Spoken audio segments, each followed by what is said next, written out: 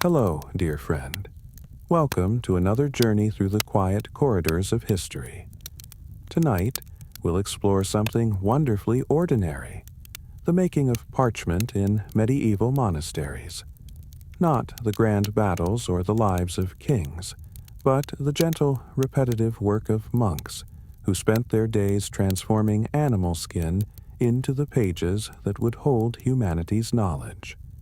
This is a story of patience, of careful hands, and of the sacred meeting the mundane in the most beautiful way.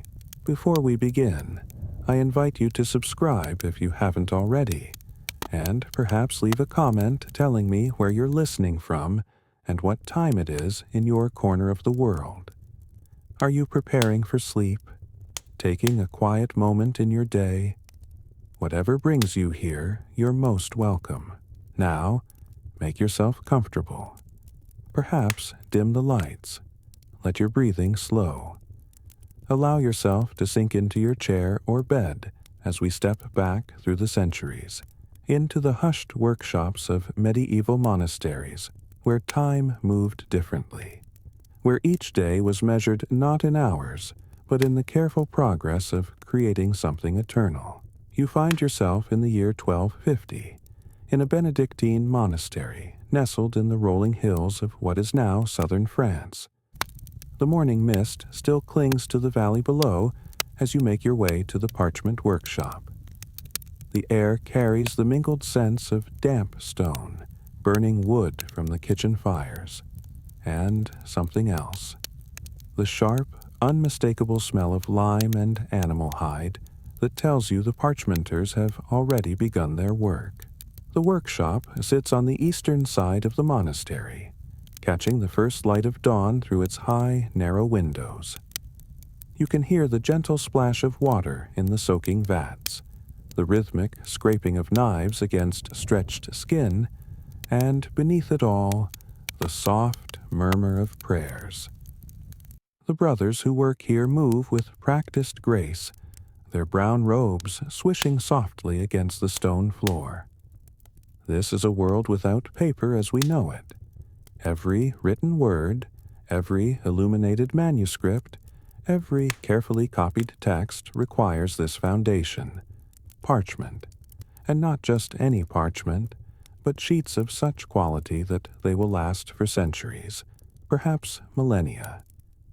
The monastery's scriptorium depends entirely on what happens in this workshop. Without parchment, there can be no books. Without books, knowledge itself becomes ephemeral, lost like smoke on the wind. You notice how the light plays differently here than in our modern world. There's no harsh electric glare, only the soft, golden illumination from the windows and the occasional flicker of an oil lamp. Shadows are deeper, more mysterious. The texture of everything seems more pronounced. The rough grain of the wooden tables, the smooth coldness of the stone walls, the soft give of the animal skins waiting to be transformed. The monastery follows the rule of Saint Benedict, which means every moment of the day has its purpose. The parchment workshop operates according to this same rhythm. There's a time for soaking, a time for scraping, a time for stretching, and a time for prayer. Nothing is rushed. Nothing is forced. The work unfolds with the same steady patience as the seasons themselves. Brother Thomas, the master parchmenter, has held this position for 23 years. His hands are permanently stained with lime, his fingernails worn down from constant work. Yet there's a serenity in his movements, a quiet joy in the transformation he oversees daily. He learned his craft from Brother Hugh, who learned from Brother Martin before him, in an unbroken chain stretching back to the monastery's founding 2 centuries ago. The geographical setting matters more than you might think. This particular valley provides everything the workshop needs. The limestone hills offer the perfect material for making lime. The clear mountain streams provide pure water for washing. The local shepherds and farmers know to bring their best skins here, understanding that the monks pay fairly and that their animals' hides will become part of something sacred. You feel the coolness of the workshop even in summer. The thick stone walls and high ceilings keep the temperature steady, important for the delicate process of parchment making. Too much heat and the skins dry too quickly, becoming brittle. Too much cold and the lime solutions won't work properly. Everything must be balanced, measured, controlled with the wisdom of generations. The sounds of the workshop create their own kind of music. The splash of water as Brother Francis rinses a freshly scraped skin. The whisper of the pumice stone during the final polishing. The creak of the wooden frames as wet parchment slowly dries and tightens. These sounds have echoed here for 200 years, and, God willing, they'll echo for centuries more. You watch as a young novice struggles with the heavy paddle, stirring the lime vat. His movements are still awkward, lacking the fluid grace that comes with years of practice. Brother Thomas watches too, occasionally offering a quiet word of guidance. This is how the knowledge passes on, not through written instructions, but through watched movements, felt textures, learned rhythms. The workshop connects to the rest of the monastery through a covered walkway, protecting the precious parchment from rain during transport to the scriptorium. But the parchmenters often feel separate from their brothers, marked by their trade. The smell of lime clings to them, sharp and distinctive. Their hands bear the scars of their craft. They miss many of the communal prayers, excused by the demands of their work. Yet there's pride here too, quiet but unmistakable. When a batch of particularly fine parchment emerges from the workshop, when the scribes exclaim over its perfect surface, when an illuminator creates a masterpiece on the smooth white ground they've prepared, these moments justify all the hardship. The parchmenters know they're creating something that will outlast them all. The cycle of the work follows the cycle of life and death in the surrounding countryside. Spring brings young animals with tender skins, perfect for the finest work. Summer requires speed, as heat accelerates decomposition. Autumn offers the best balance, cool enough for proper processing, but not so cold that the work becomes painful. Winter tests everyone's endurance with its frozen vats and numbing temperatures. As you stand in the doorway, taking in the full scope of the workshop, you're struck by how ordinary it all seems. No golden decorations, no elaborate ceremonies. Just men working with animal skins, lime, and water. Yet from this ordinariness comes the extraordinary. The pages that will carry Augustine's wisdom, Jerome's translations, Benedict's rule, and countless other texts through the centuries. The workshop has its own microclimate, its own weather. Steam rises from the warm vats on cold mornings, creating a fog that softens the harsh edges of tools and tables. In summer, the moving air carries particles of pumice dust that catch the light like tiny stars. The humidity must be carefully controlled. Too dry and the skins become brittle, too moist and mold threatens the finished products. You notice the way the workers move around each other without collision or confusion. Each has his appointed tasks, his designated spaces. The dance of the workshop has been choreographed by centuries of practice. A novice knows to step aside when a senior brother approaches with a freshly scraped skin. Everyone knows the critical moments when silence is essential. When Brother Thomas is judging the readiness of a batch, when a particularly delicate skin is being stretched. The monastery bells punctuate the work, calling the community to prayer 7 times a day. The parchmenters can't always respond, especially during critical stages of the process. But they've developed their own rhythm of prayer, synchronized with their work. The steady scraping becomes a meditation. The circular motions of polishing become a kind of dance with the divine. As the morning progresses, more workers arrive. Not all are monks. Some are lay brothers who've taken simple vows. Others are hired workers from the village. But all submit to the discipline of the workshop, understanding that this isn't merely a craft, but a calling. The transformation of dead flesh into living pages mirrors the transformation each soul seeks through monastic life. The hierarchy reveals itself in subtle ways. Senior brothers have the best spots near the windows. Novices work in the dimmer corners until they've proven themselves. Brother Thomas moves freely throughout the space, his presence both authoritative and paternal.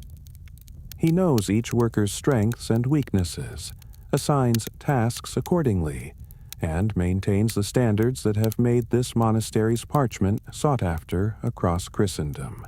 The Parchment workshop occupies a long, rectangular building attached to the main monastery, but with its own entrance. You step through the heavy oak door, worn smooth by countless hands, and immediately notice how the space has been designed for this specific purpose. The ceiling rises to nearly 20 feet, with wooden beams darkened by centuries of smoke from the rendering fires. Those beams support a complex system of pulleys and ropes used for stretching the skins. The floor beneath your feet is made of local stone, worn into gentle depressions, where generations of monks have stood in the same spots, performing the same tasks. You can trace the pathways between the soaking vats, the scraping benches, and the drying frames just by following these smooth channels in the stone. Your footsteps echo slightly in the vast space, mixing with the constant drip of water and the whisper of knives against skin. Along the northern wall, you see a series of enormous wooden vats, each one capable of holding dozens of skins. These are made from oak, bound with iron hoops that have developed a deep rust patina over the years. The wood has absorbed so much lime that it's become almost stone-like itself, impervious to the caustic solution that would eat through lesser materials. Each vat has its own wooden paddle, smooth as silk from use, for stirring the skins. The vats themselves tell stories. You can see where repairs have been made over the decades.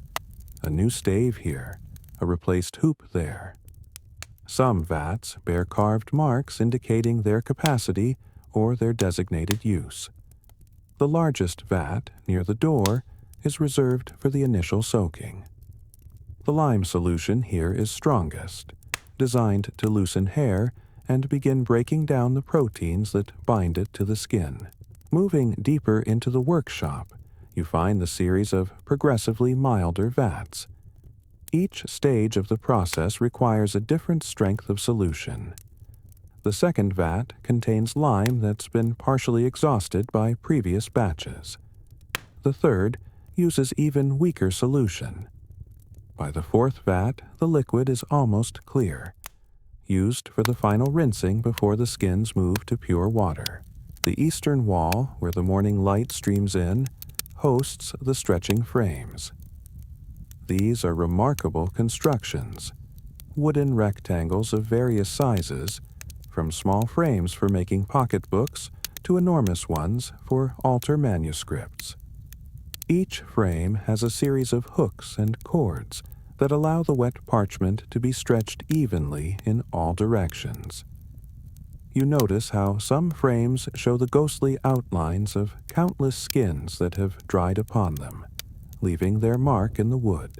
The construction of these frames represents centuries of accumulated knowledge. The wood must be seasoned for years before use. ensuring it won't warp under the tremendous tension of drying skins. The corners are reinforced with iron brackets, forged by the monastery's blacksmith to exact specifications. The hooks are placed at precise intervals, allowing for different sizes of skin to be accommodated. Your attention is drawn to the scraping benches along the southern wall. These are solid oak tables, each with a slightly curved surface that allows the monk to work the skin at just the right angle. The wood here is stained dark with years of fat and flesh residue, despite daily cleaning. Above each bench hangs a selection of knives, some with curved blades for the initial fleshing, others with straight edges for the final smoothing. Each knife is wrapped in oiled leather when not in use, protecting the precisely honed edge. The benches themselves are marvels of practical design. Each has a shallow channel carved around its perimeter to catch the runoff from wet skins. Small holes at the corners allow this liquid to drain into buckets below. The height of each bench has been adjusted over the years to match its primary user. You can tell which bench belongs to tall Brother Francis and which to shorter Brother Paul just by looking. The tool storage above each bench follows a precise order. Knives hang from wooden pegs, arranged by size and purpose. Whetstones rest in specially carved niches, ready for the constant sharpening the work requires. Small containers hold different grades of sand for cleaning, oil for preventing rust, and cloth for wiping blades clean. Everything has its place, and woe to the novice who replaces a tool incorrectly. The western wall houses the storage areas. Massive wooden chests contain the finished parchment, each sheet separated by linen cloth to prevent sticking. The smell here is different, less of lime and flesh, more of something clean and papery, with hints of the beeswax used for final polishing. Shelves hold earthenware jars of various sizes, containing the different grades of lime, chalk for whitening, and pumice for smoothing. These storage chests are works of art in themselves.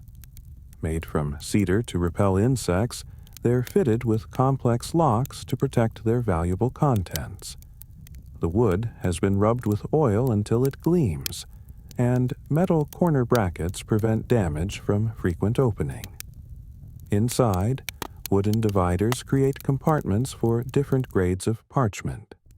The finest vellum from calfskin, good quality sheepskin for everyday use, and the coarser materials used for practice work. The shelving system reveals the workshop's organization. Each jar is labeled in neat script, though most workers know the contents by sight and smell alone.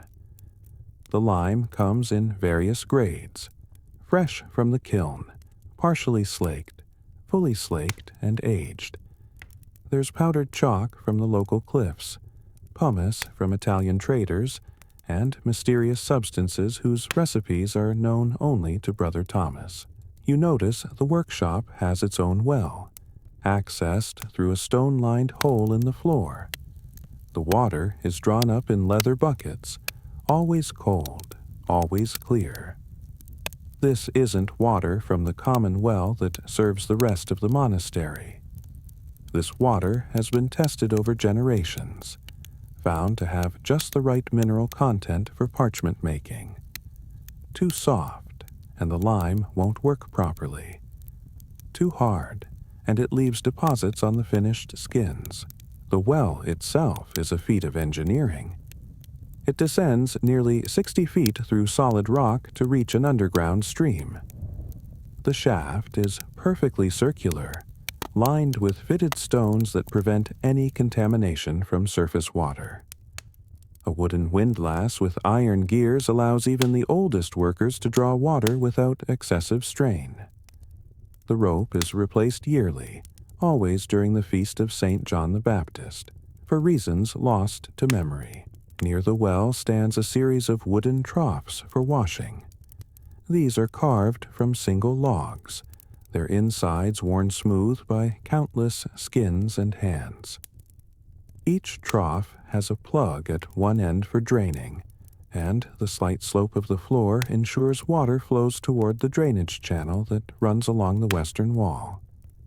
This channel, covered with wooden slats, carries wastewater out of the workshop to the monastery's elaborate sewage system. The heating comes from a series of braziers placed strategically throughout the space. These are never allowed to burn too hot, just enough to take the chill off in winter and to help in the drying process. The monks feed them with specific woods that burn clean and steady. Pine is avoided because of its resin. Oak is preferred, with some applewood for the pleasant scent it adds to the workshop. The braziers themselves are made of iron, raised on legs to protect the floor. Each has a hood to direct smoke toward the windows, though on still days the workshop fills with a gentle haze.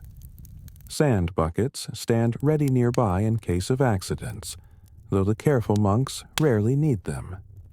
The ashes from these braziers are saved, mixed with the lime to create a particular grade of solution preferred for the finest skins.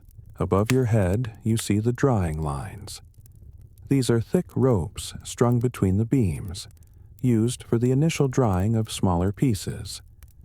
The way the light filters through the hanging skins creates an almost ethereal effect, like stained glass windows made of translucent flesh. Some skins are nearly transparent, others still opaque with moisture. Each one represents hours of labor, careful attention, and prayer. The rope system is more complex than it first appears.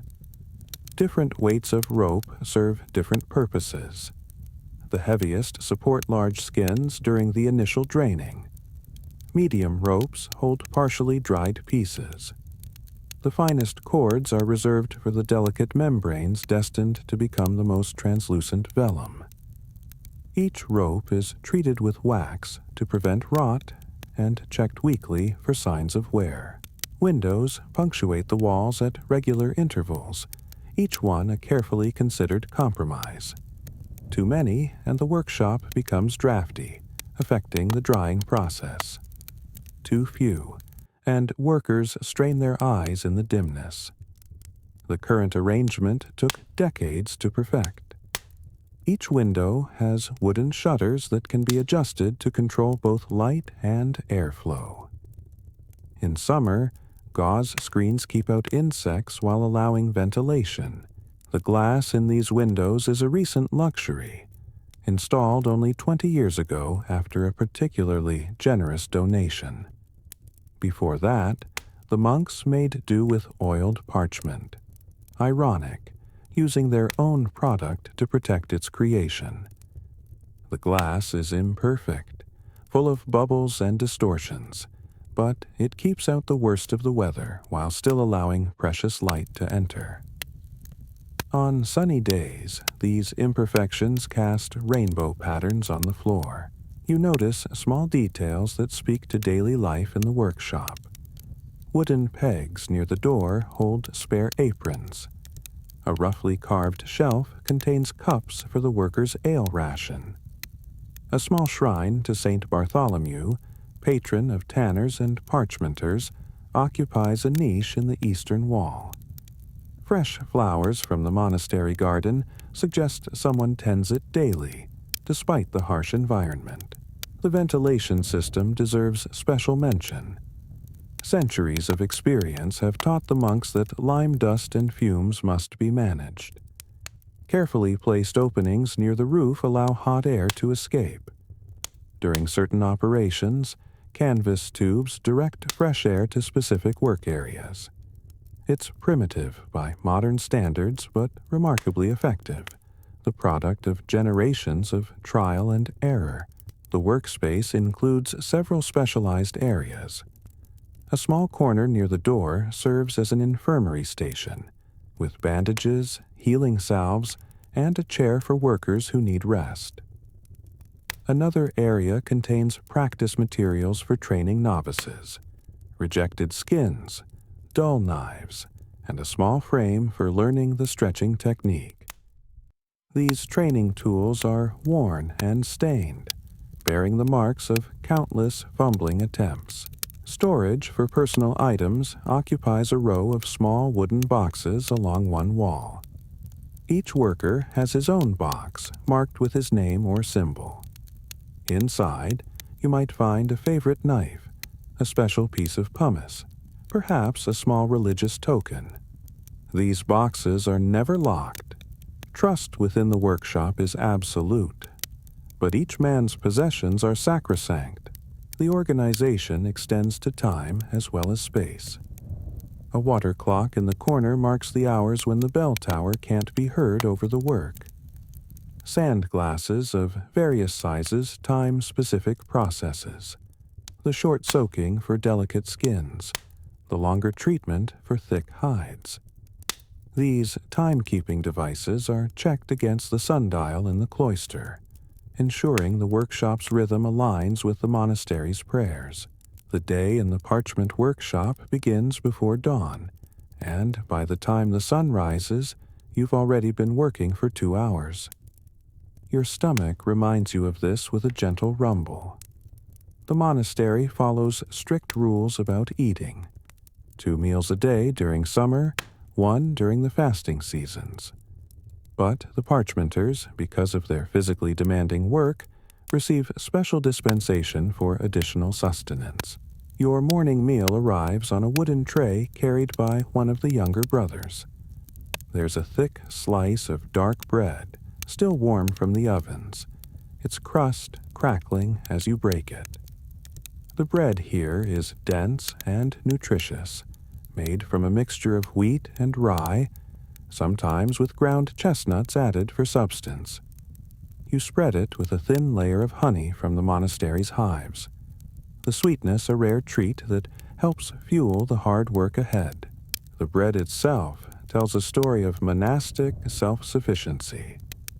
The grain comes from the monastery's own fields, tended by brothers who understand that their labor feeds both body and soul. The mill grinds slowly, preserving nutrients that faster methods would destroy. The baking happens in the pre-dawn darkness, timed so that fresh bread emerges just as the community begins its day. You taste all of this in each dense, satisfying bite. Beside the bread sits a wooden bowl of pottage, a thick porridge of barley and vegetables. Today's version contains leeks from the garden, some dried peas that have been soaking overnight, and herbs that add both flavor and medicinal properties. You detect thyme, which helps with breathing in the lime-heavy air, and sage for digestion. The pottage is hearty but not heavy, designed to sustain without making you sluggish. The vegetables in your pottage change with the seasons, providing variety in an otherwise monotonous diet. Spring brings fresh greens and wild garlic. Summer offers beans and early roots. Autumn's pottage is rich with stored vegetables and preserved foods. Winter's version might be little more than barley and dried herbs, but it's hot and filling when you need it most.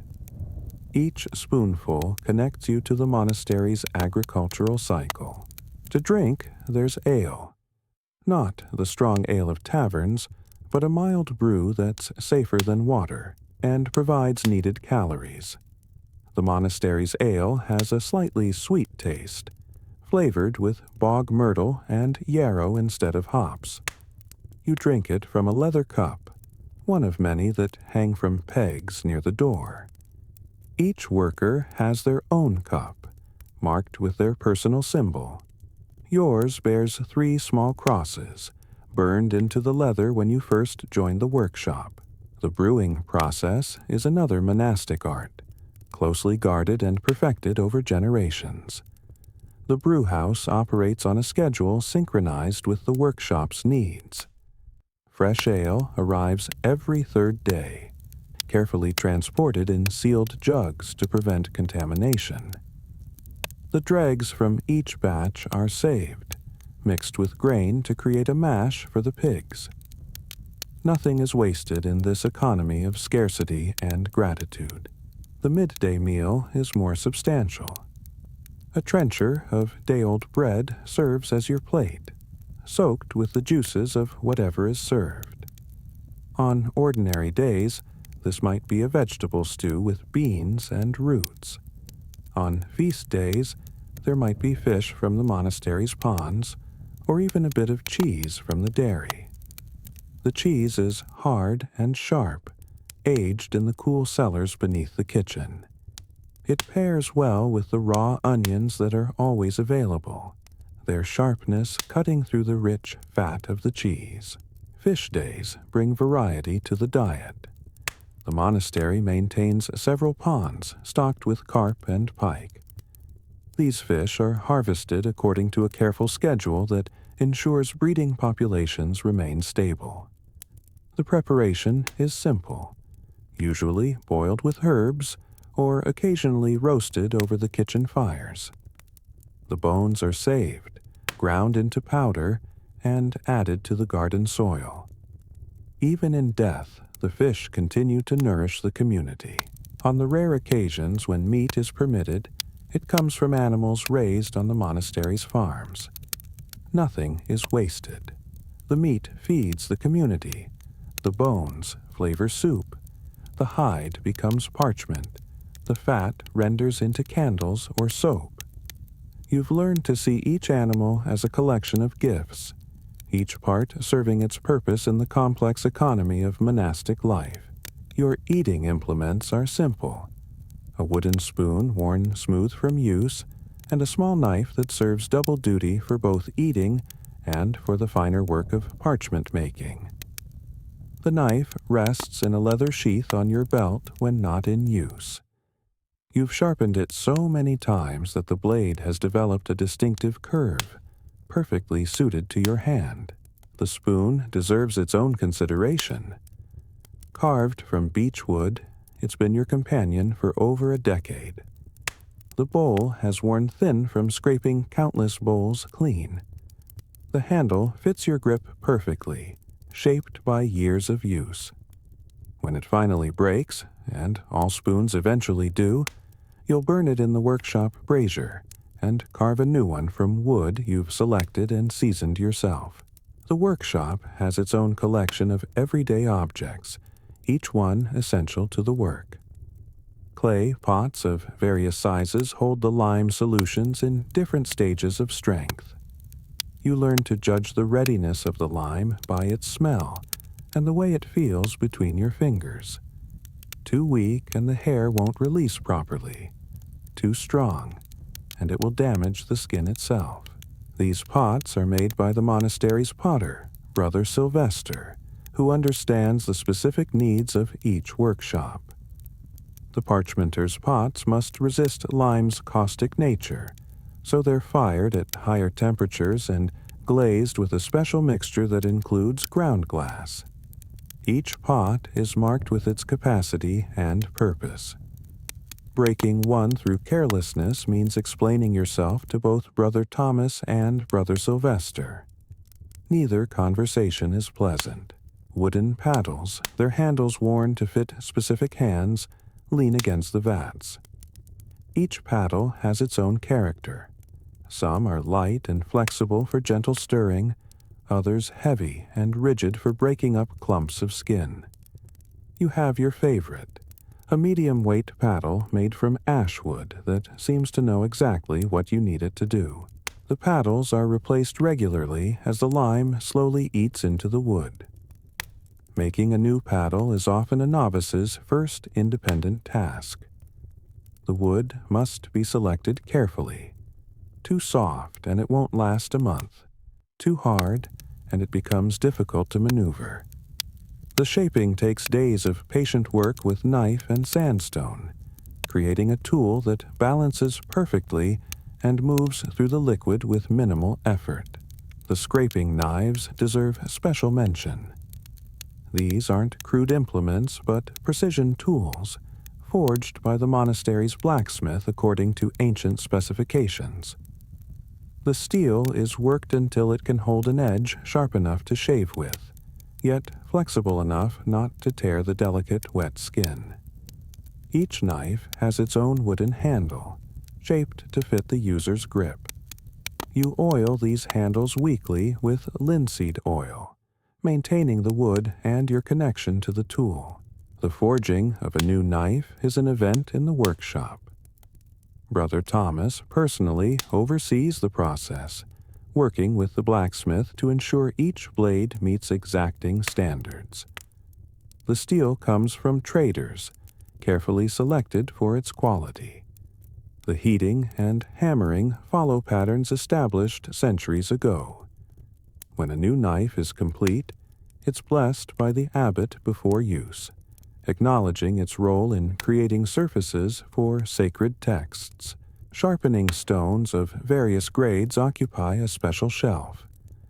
From rough sandstone for establishing an edge to fine slate for the final honing, each stone has its purpose. You've learned the rhythm of sharpening, the precise angle, the circular motion, the sound that tells you when the edge is perfect. A dull knife isn't just inefficient. It's dangerous, more likely to slip and cut flesh instead of hide.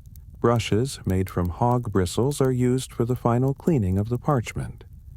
These range from stiff brushes for initial cleaning to soft ones for the final polishing. You clean them carefully after each use, knowing that any residue left in the bristles could stain the next piece of parchment. They hang from the wall in order of stiffness, each one in its designated place. The bristles come from specific pigs, raised with the brushmaker's needs in mind. Not just any bristles will do. They must be the right length, thickness, and flexibility. The handles are turned from oak, shaped to fit comfortably in a working hand. When a brush wears out, the bristles are saved for mixing into plaster, while the handle might be repurposed as a tool handle or burned for heat. The workshop also contains numerous pieces of cloth: linen for wrapping the finished parchment, wool for polishing, and rough hemp for cleaning the tools. These cloths are washed weekly in the same lime solution used for the skins, then rinsed countless times until they're soft and clean. The washing is done by the younger monks, who learned patience and attention to detail through this seemingly simple task. The cloth hierarchy mirrors the parchment hierarchy. The finest linen, soft as silk from repeated washing, wraps the vellum destined for important manuscripts. Standard linen protects everyday parchment. Rough cloth suffices for practice pieces. Each grade has its storage place, its cleaning schedule, its own particular smell that tells you its purpose before you even touch it. Measuring tools are crucial. You have wooden rulers marked with the standard sizes for different types of manuscripts. A set of dividers helps ensure each sheet is cut to precise dimensions. String soaked in chalk is used to mark straight lines on the larger skins. All of these tools are kept in a special chest, wrapped in oiled leather to prevent rust and warping. The measuring system itself reflects centuries of accumulated wisdom. Standard sizes have evolved to minimize waste while accommodating the most common manuscript formats. A skilled parchmenter can look at a skin and immediately know how many sheets of each size it will yield. This mental mathematics becomes second nature, as automatic as breathing. The workshop maintains supplies for minor repairs and health needs. Jars of salve made from lamb fat and herbs treat the inevitable cuts. Bandages torn from old linen wrap injured fingers. A special mixture of oil and wax helps heal the cracks that develop in lime-damaged skin. These remedies represent folk wisdom passed down through generations, proven by experience if not by formal medical knowledge. Seasonal items appear and disappear according to need. Winter brings extra braziers and heavier clothing. Summer sees the arrival of gauze screens and fans woven from rushes. Spring demands supplies for dealing with young, delicate skins. Autumn requires extra storage for the bounty of good hides that come from the pre-winter slaughter. Each season has its tools, its preparations, its particular demands on the workshop's resources. Personal items, though few, matter deeply. A small cross carved from olive wood. A smooth stone from the Holy Land, brought back by a pilgrim. A scrap of parchment with a beloved psalm. These objects live in pockets or hang from belts, providing comfort during the long hours of labor. They're touchstones to the spiritual life that underlies all the physical work. Water containers of various sizes serve different purposes. Large barrels hold the day's supply for the vats. Smaller jugs contain drinking water, flavored with mint from the garden to make it more palatable. Special vessels hold the holy water used for blessings. Each container has its place, its purpose, its part in the workshop's complex choreography. The cleaning supplies alone fill an entire cupboard. Sand of various grades for scrubbing, ashes from specific woods for making lye, vinegar for cutting through grease, salt for preservation and purification. Each substance has been tested over generations, proven effective for its particular task. The knowledge of what to use when is part of the parchmenter's essential education. Your day begins in darkness. The bell for matins rings at 2 a.m, calling the community to prayer. As a parchmenter, you're excused from this first office, but you're already awake, your body trained by years of routine. You dress quietly in the dark. The rough wool undergarments, the thick hose, the leather apron that protects your habit from the worst of the lime and fat. Your hands find each item by touch, everything in its appointed place. The darkness is absolute at this hour. No candle guides your way. You navigate by memory and instinct, your feet knowing every stone of the path from dormitory to workshop. Other brothers are moving too, shadows among shadows, each heading to their appointed tasks. The bakers to their ovens, the brewers to their vats, the parchmenters to their patient skins. The monastery awakens not with noise, but with purposeful movement. By the time the community files back to bed after matins, you're already in the workshop. The first task is always the same, checking the skins that have been soaking overnight. You light the oil lamps with a taper from the ever-burning sanctuary lamp, watching as the warm light pushes back the shadows. The vats must be stirred, gently but thoroughly, to ensure even soaking. The lime solution feels slightly warm against your hands, a chemical reaction that still seems like magic even after all these years. The pre-dawn hours are precious for their silence. Without the bustle of full activity, you can hear the skins themselves, the gentle fizz of hair loosening, the whisper of gases escaping from decomposing proteins. You've learned to read these sounds like a language. That sharp crackling means a skin is ready. The dull, bubbling warns of over-soaking. Silence suggests the lime has exhausted itself and needs refreshing. As dawn approaches, you begin pulling the first batch of skins from the lime. This is delicate work. Too soon, and the hair won't slip properly. Too late, and the lime begins to damage the skin itself. You test each one with practiced fingers, feeling for that perfect moment when the hair follicles have released, but the collagen structure remains intact. When you find it, You carefully lift the skin from the vat, letting the excess solution drain back. The weight of a wet skin surprises novices. What seems light when dry becomes a heavy, slippery burden when saturated with lime solution. You've developed techniques for handling them safely. Never grab, always support. Use the whole arm, not just the hands. Move deliberately, never rushed. A dropped skin means starting over, if it can be salvaged at all. More often, it means a loss that must be explained to the cellarer. The hair removal happens at special beams set at waist height. You drape the wet skin over the curved wood and begin scraping with a blunt knife, working always with the grain. The hair comes off in clumps, revealing the pale, translucent skin beneath. The smell is intense. Wet animal, lime, and something else. Something almost sweet. You breathe through your mouth, a trick learned in your first weeks here. Each skin has its own personality. Sheepskins release their wool readily, almost eager to transform. Calf skins cling to their hair, requiring patient coaxing. Goat skins are unpredictable. Some practically de-hair themselves. Others fight every stroke of the knife.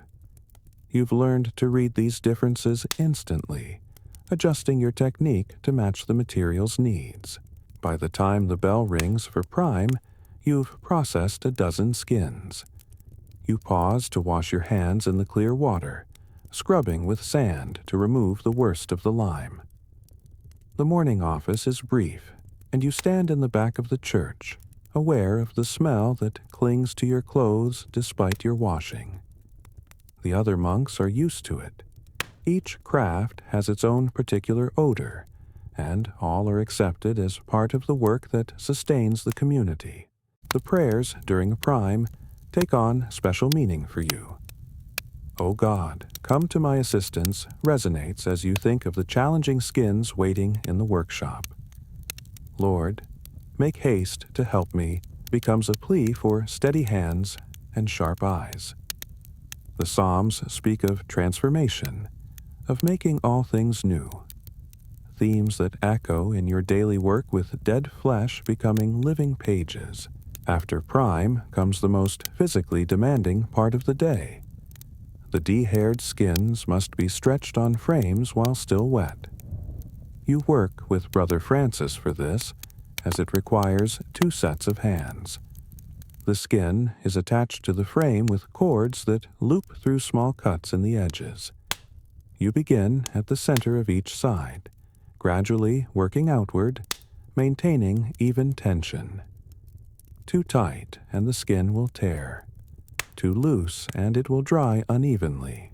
The stretching is a dance of coordination. You and Brother Francis have worked together so long that words are unnecessary. A glance tells him you need more tension on the eastern side. A slight nod indicates the skin is ready for the next attachment point. Your movements mirror each other, maintaining perfect balance as the skin slowly takes its position. The wet parchment gleams in the morning light, already beginning its transformation from flesh to writing surface. As the sun climbs higher, you move to the scraping benches. This is where the real transformation happens.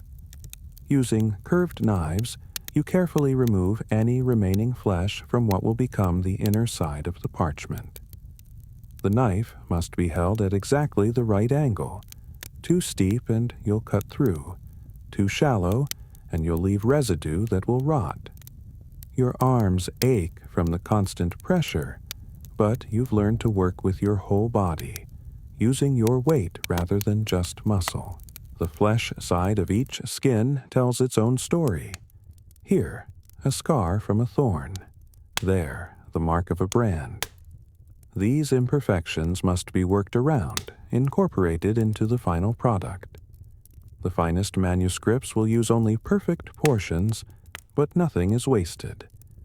Scarred sections become practice sheets for novice scribes. Thick areas are set aside for bookbinding. Even the scraps have purpose, mixed with glue for sizing or burned for warmth. The rhythm of scraping becomes meditative, stroke after stroke, each one removing a paper-thin layer of tissue. The sound changes as you work, from the wet squelch of fatty tissue to the whisper of clean membrane. Your body finds its rhythm, rocking slightly with each stroke. Sometimes you find yourself matching the distant chanting from the church, your movements keeping time with ancient melodies. The bell for terce brings a brief respite. You straighten your back, feeling the protest of muscles held too long in one position. During the office, you flex your fingers, working out the stiffness. The familiar words of the Psalms wash over you, a rhythm as regular as your breathing.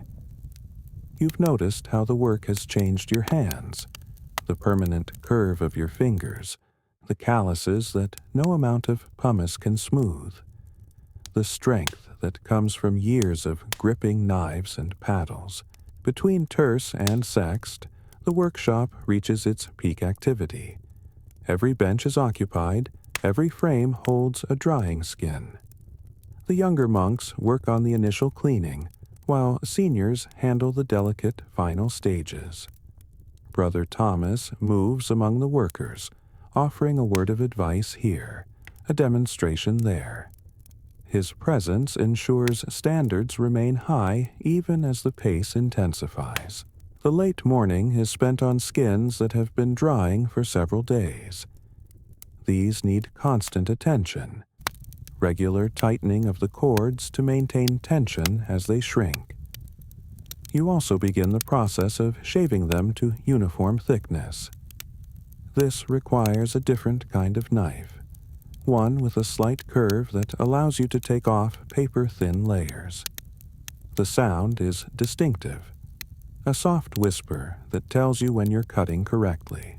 Shaving for thickness is perhaps the most skilled part of the entire process. Each skin varies, thicker at the spine, thinner at the belly. Your knife must compensate, taking more here, less there, creating a uniform surface for writing. One mistake can ruin days of work. You've learned to feel the thickness through the knife blade itself, a sensitivity that comes only with years of practice. The shavings fall like snow, piling up beneath your bench. Nothing is wasted here either. The shavings are collected, boiled down to make glue. The finest shavings, almost transparent, are saved for the illuminators who mix them with pigments to create certain effects. Even the dust has value, used in polishing compounds or mixed with lime for special preparations. Sext marks midday and the main meal. Your stomach has been growling for the past hour, the physical work burning through your morning bread. You eat with the other parchmenters in a corner of the refectory, your conversation limited to necessities. The rule prescribes silence during meals, with one brother reading from Scripture or the lives of the saints. Today's reading is from St. Jerome, translator of the Bible, and you think about how his work depended on parchment, like what you're creating. The afternoon heat makes the workshop challenging. Even with the thick walls, the temperature rises. Sweat drips onto your work, and you must be careful it doesn't stain the parchment. The lime fumes seem stronger in the heat, making your eyes water. You drink frequently from the water jug, flavored with mint to help with the smell.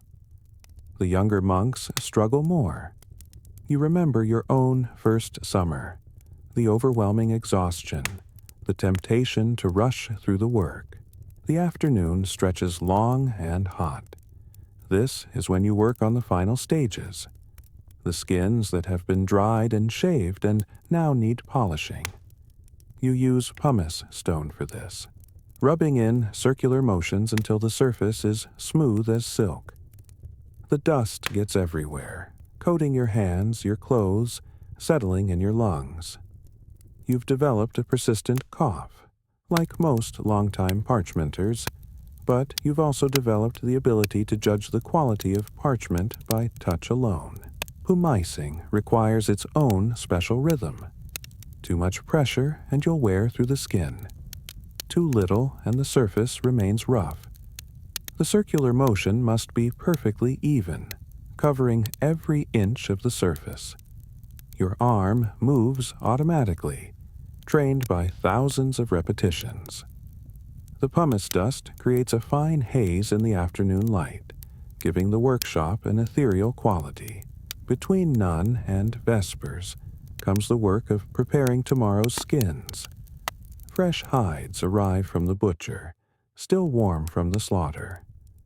These must be cleaned of obvious fat and flesh, then placed in the lime vats to begin their transformation.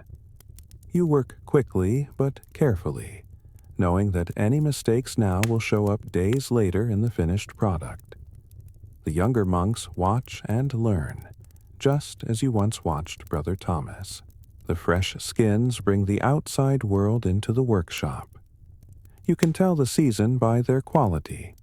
Spring skins are thin and delicate, autumn ones thick with good feeding. You know which farmers take best care of their animals by the condition of the hides. Sometimes you recognize individual animals. The old ram with the distinctive scar, the calf born with an unusual marking. Each skin represents a life ended, about to begin transformation into something eternal. As the day wanes, you prepare tomorrow's skins. The initial cleaning is brutal work, scraping away fat, removing any remaining meat, cutting away unusable portions. Your knife must be sharp for this, but not too sharp. You're separating layers, not cutting through. The fat is saved in buckets to be rendered down for candles or soap. The meat scraps go to the monastery's dogs. Every part has its purpose. The lime vats must be prepared carefully. The proportion of lime to water affects everything. Too strong, and the skins will be damaged. Too weak, and they won't clean properly. You test the mixture with your finger, feeling the characteristic slipperiness that indicates the right strength. The new skins are added carefully, ensuring each one is fully submerged. They'll soak for 3 days, the time Christ spent in the tomb, before resurrection as parchment. Vespers brings the workday to its close. You clean your tools with the same care a knight might show his sword. Each knife is washed, dried, oiled, and wrapped. The benches are scrubbed with sand. The vats are covered with wooden lids. Everything is left ready for tomorrow's work, because tomorrow will begin just as today did, in darkness and silence and the patient transformation of flesh into the foundation of knowledge. The tool cleaning is itself a meditation. Each knife has served you well, deserves care in return. The oil preserves both blade and handle, preventing rust and rot. The careful wrapping protects the edge you've worked so hard to achieve. Tomorrow's work depends on today's maintenance. You've seen the results of carelessness: rusted blades, cracked handles, tools that fail at crucial moments. After vespers comes a light supper, usually just bread and ale, perhaps some cheese or dried fruit. Your body is tired but satisfied. The deep exhaustion that comes from physical work well done. You sit with your fellow parchmenters, sharing the comfortable silence of men who've labored together all day. Sometimes someone tells a story of a particularly difficult skin conquered, of a technique discovered by accident. These stories become part of the workshop's oral tradition. The evening brings its own tasks. Younger monks need instruction in tomorrow's work.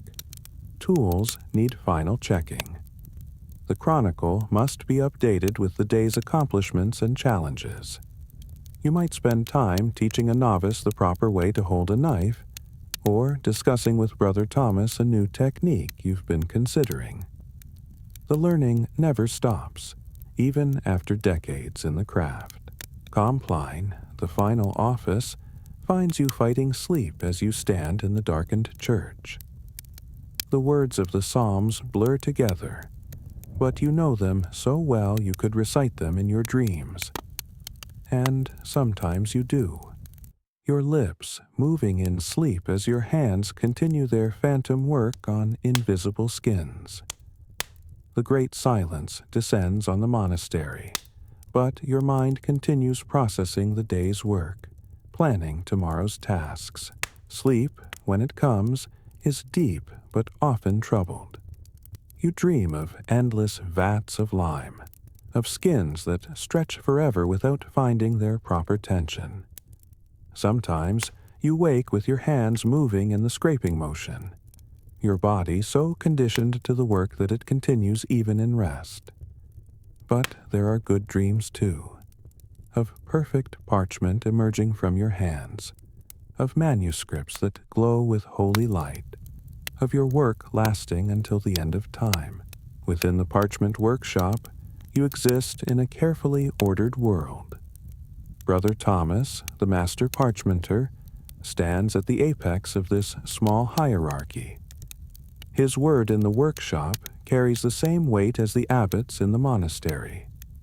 You watch him move among the vats and frames with quiet authority, his presence alone enough to correct a misplaced tool or a poorly tensioned skin.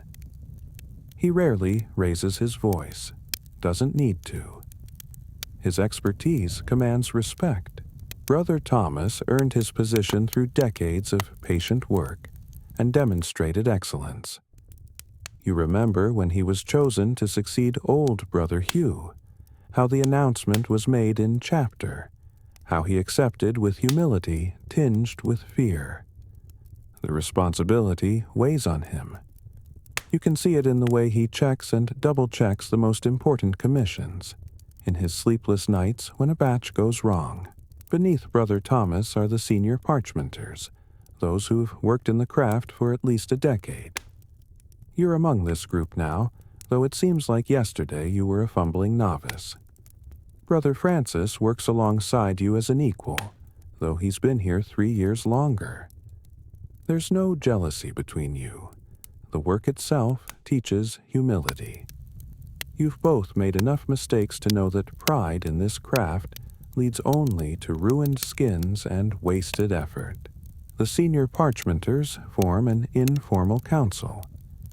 When Brother Thomas faces difficult decisions, whether to accept a commission that will strain resources, how to handle a new type of skin, whether to try a technique suggested by a visiting monk, he consults with you.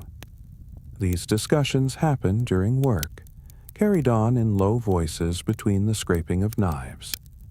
Consensus emerges slowly, tested against generations of accumulated wisdom.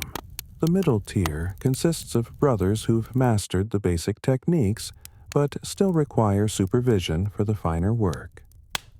Brother Paul falls into this category. He's excellent at de-hairing and stretching, but struggles with the delicate shaving that creates consistent thickness. You often work beside him, offering wordless guidance through the position of your hands, the angle of your knife. He watches and learns, just as you once watched Brother Thomas. This middle group bears much of the workshop's routine burden. They handle the standard parchment that makes up the bulk of production. Good quality, but not exceptional. Suitable for everyday manuscripts and documents. It's important work, requiring skill and consistency, but not the artistic touch needed for the finest vellum. Many monks spend their entire careers at this level, content with competence, never pushing toward mastery. At the bottom of the hierarchy are the novices and the lay brothers who assist with the heaviest work. Young Brother Martin arrived just last month, his smooth hands a stark contrast to everyone else's. You see yourself in his eager clumsiness, his determination to master every technique immediately. He's assigned to stirring the vats and cleaning tools, building the strength and patience he'll need for more delicate work. The novice's position is precarious. Some discover they lack the temperament for the work. The monotony breaks them, or the physical demands, or the smells. These transfer to other workshops after a few months. Others reveal unexpected talent, advancing quickly through the ranks. You watch for signs of either tendency, knowing that early guidance can make the difference between a lifetime of satisfying work and a brief, unhappy struggle. The lay brothers occupy a special position. They've taken simple vows, not the full commitment of choir monks. They work set hours, returning to their quarters in the evening rather than participating in all the offices. Some resent this limitation, feeling excluded from full participation. Others appreciate the balance, maintaining connection to the world while still serving God through their labor.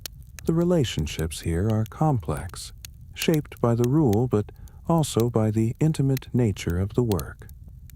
You spend more waking hours with these men than with anyone else in the monastery. You know Brother Francis's tendency to hold his breath when concentrating on a difficult section. You can predict exactly when Brother Paul will stop to massage his perpetually sore shoulder. These quirks become part of the workshop's rhythm, as familiar as the bells that mark the hours. Personal tensions must be carefully managed. When Brother Paul's carelessness ruins a batch of fine skins that Brother Francis had prepared, the anger is palpable. But the rule forbids harsh words, and the workshop's closeness makes ongoing conflict impossible. Brother Thomas mediates, assigning penances that restore balance, extra vigils for Brother Paul, additional teaching duties for Brother Francis to cultivate patience. Communication in the workshop follows its own patterns. During work hours, speech is minimal and functional. More tension on the north corner. This skin needs another day. Pass the curved knife. But volumes are spoken in gestures. The tilt of a head that says a skin is ready. The hand motion that warns of a weak spot. The slight nod that acknowledges good work. You've developed a language of craft that transcends words. This wordless communication extends to safety warnings. A sharp whistle means someone's about to move a full vat. 2 quick taps on a bench warns that a knife is being sharpened. A raised hand stops all work when Brother Thomas needs to make an announcement. These signals are taught to novices on their first day, drilled until they become instinctive. Lives depend on this shared awareness. The workshop maintains its own discipline, separate from but connected to the monastery's general rule. Infractions here are dealt with immediately and practically. A poorly maintained tool means you clean everyone's knives for a week. Wasted material requires you to process the worst skins in the next batch. Carelessness that endangers others brings immediate expulsion from the workshop. These punishments aren't vindictive, but educational, designed to build the attention that safe work requires. The hierarchy extends beyond the workshop walls. In the monastery's complex social structure, parchmenters occupy a unique position. Your work is essential. Without parchment, the scriptorium falls silent. This gives you certain privileges. Extra food to sustain the physical labor. Exemption from some night offices to ensure adequate rest. The right to requisition the best skins from the butcher. But these privileges come with expectations. The quality of your work reflects on the entire monastery. You interact regularly with brothers from other workshops. The scriptorium sends Brother Benedict to inspect each batch of parchment, running his fingers over the surface, holding sheets up to the light. His approval means your work will hold some of the most beautiful illuminations in Christendom. His rejection means hours of additional polishing, or worse, relegation to practice sheets for the novice scribes. The relationship with the scriptorium is complex. They depend on you, but they also judge you. Every flaw in your parchment will be magnified under the scribe's knife.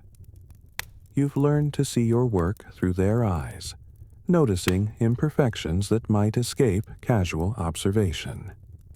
When a scribe complains about a batch, you investigate seriously, knowing that reputation takes years to build and moments to destroy.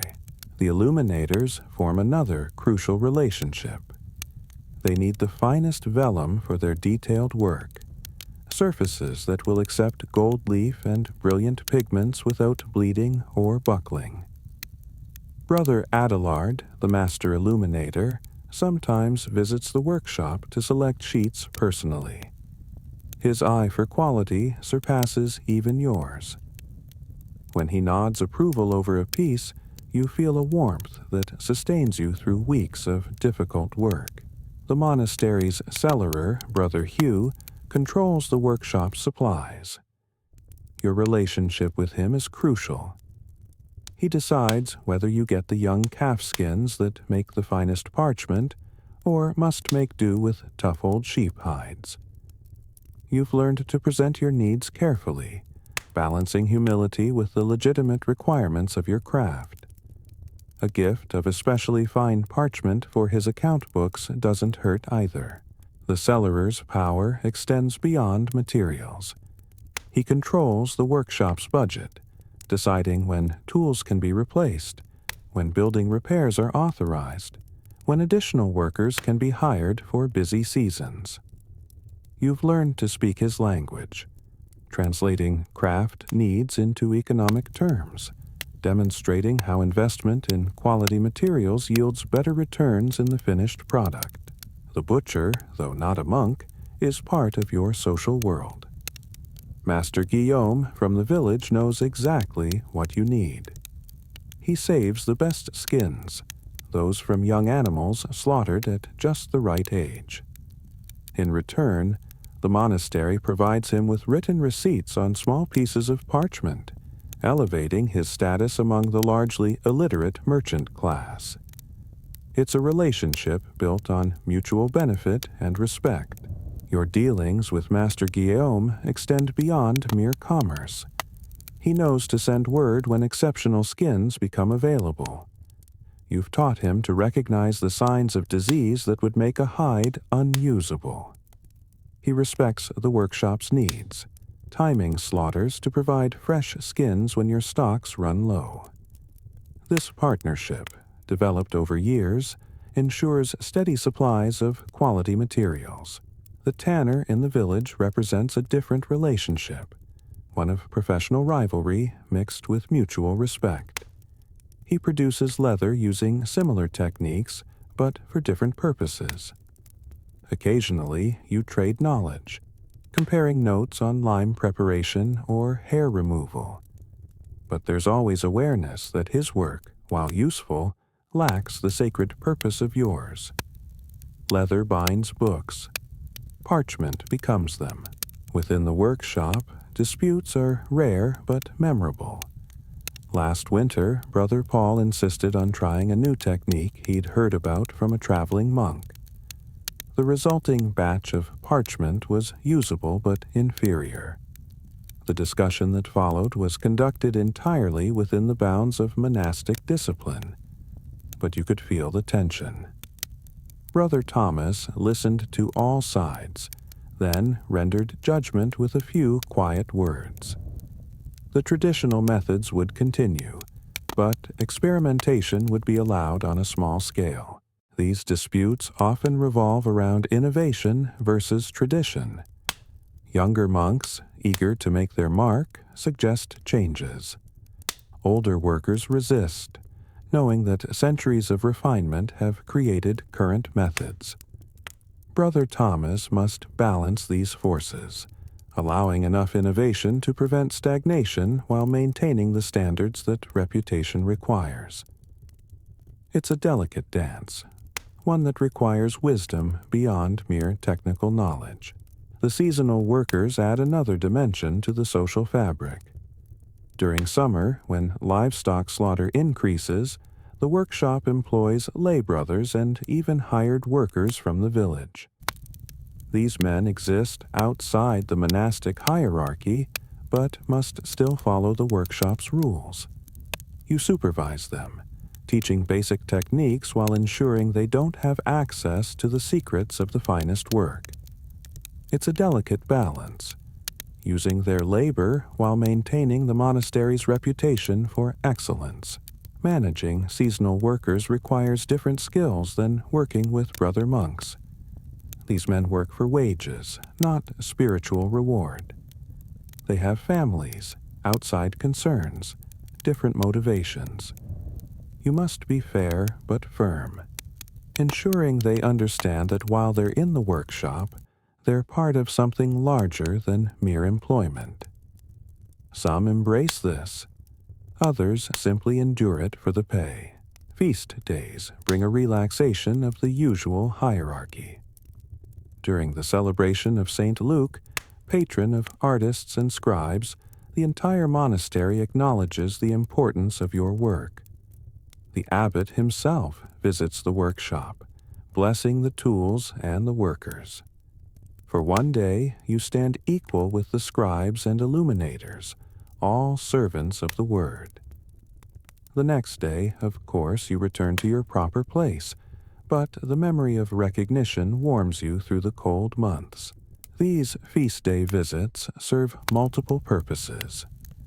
They remind the broader community of the workshop's importance. They give the abbot opportunity to assess the workshop's condition and morale. They provide moments of direct contact between the monastery's leadership and its working brothers. You've learned to prepare carefully for these visits, ensuring the workshop shows its best face while remaining honest about challenges and needs. Your relationship with the younger monks is particularly important. As a senior parchmenter, you're responsible for their training but also for their spiritual development within the context of work. When Brother Martin struggles with the monotony of stirring vats, you remind him that each rotation of the paddle is a prayer. Each skin transformed a small miracle. You teach patience not through words, but through example, showing how rushing leads only to ruined work and wasted materials. The teaching relationship transforms both master and student. In explaining techniques you've internalized, you rediscover their complexity. In answering questions, you examine assumptions. In demonstrating patience, you cultivate it further in yourself. The novices think they're learning parchment making, but you know they're learning something deeper: how to find God in repetitive work, how to transform suffering into beauty. The workshop's hierarchy extends even to the allocation of space. Brother Thomas has his own bench, positioned to oversee all activities. Senior parchmenters work at the benches with the best light. Novices make do with whatever space remains. But there's wisdom in this arrangement. The best light is needed for the finest work. The novices learn to work in less than ideal conditions, building skills that will serve them when they advance. Space allocation changes with the seasons and the workflow. During major commissions, the hierarchy might flatten as everyone focuses on a single goal. During quieter periods, it reasserts itself as training and experimentation take precedence. You've learned to read these shifts, understanding when to assert privilege and when to yield for the common good. The dining arrangements reinforce workshop bonds. Parchmenters sit together at meals, their section of the refectory marked by the faint smell of lime that no amount of washing removes. This physical separation from other monks creates deeper unity among yourselves. Shared meals become opportunities for wordless communication about the day's work, for planning tomorrow's tasks, for maintaining the bonds that make cooperation possible. Even in the choir during offices, the workshop's hierarchy is visible. Senior parchmenters stand in established places, novices at the back. But during the singing, these distinctions dissolve. Your voices blend with scribes and cooks, gardeners and brewers, all equal in praise. It's a daily reminder that while earthly hierarchies serve necessary purposes, they're temporary constructs in the face of eternal truths. The Parchment workshop is more than a place of craft. It's a sacred space where the physical and spiritual worlds intersect. Every morning, before touching the first skin, you make the sign of the cross over the vats. This isn't mere superstition, but a recognition that your work participates in something greater. The parchment you create will carry God's word, the wisdom of the saints, the knowledge that illuminates darkness. How can such work begin without acknowledging its ultimate purpose? The blessing of the vats follows ancient patterns. You use holy water brought from the church, sprinkling it in the form of a cross while reciting prayers passed down through generations of parchmenters. The words are in Latin, some so old their exact meaning has been lost, but their power remains. You feel the shift in the workshop's atmosphere after the blessing, a settling of spiritual protection over the day's work. You believe, as all the brothers do, that the quality of your work reflects the state of your soul. A rushed job, a careless cut, a poorly stretched skin. These aren't just technical failures, but spiritual ones. They reveal impatience, pride, sloth. Brother Thomas often says, "The parchment knows what's in your heart." You've come to understand this isn't metaphor, but truth. Your inner state somehow transmits itself through your hands into the material. This belief shapes your approach to confession. Before beginning work on parchment destined for particularly sacred texts, you examine your conscience carefully. Unconfessed sin might manifest as a flaw in the finished product. You've seen it happen. A brother harboring resentment produces parchment that tears easily. Another hiding pride creates surfaces that reject ink. The connection between spiritual and physical integrity is absolute. The liturgical calendar shapes your work in profound ways. During Advent and Lent, the workshop takes on a more somber character.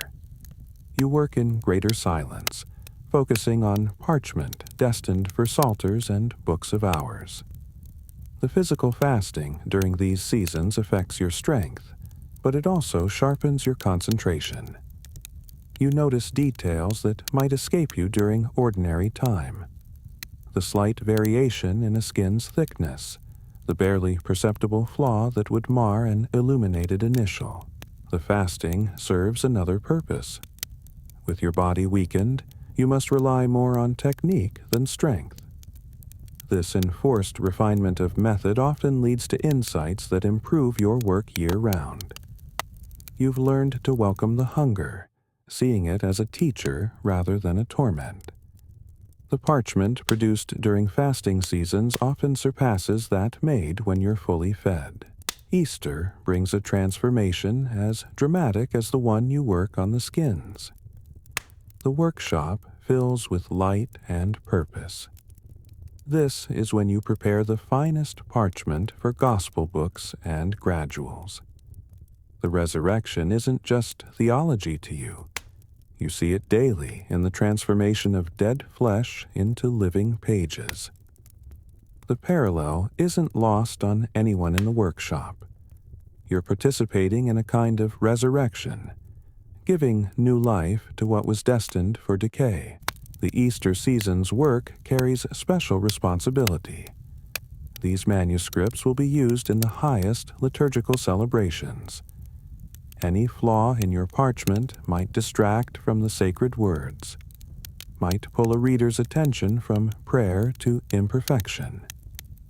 You work with extra care, knowing that your craft serves the resurrection joy of the entire church. The pressure is intense, but so is the satisfaction when perfect sheets emerge. The feast of Corpus Christi holds special significance. On this day, you contemplate the mystery of transformation, bread into body, wine into blood, skin into parchment. The connections run deep. Just as the priest's words effect a change in the substance of the elements, your work changes the fundamental nature of the material. What was corruptible becomes incorruptible.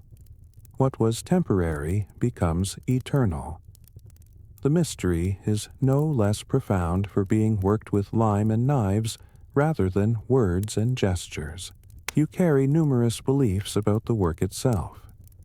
Never begin a new batch on a Friday, the day of Christ's crucifixion. Always work sunwise around the vats. To go widdershins invites failure.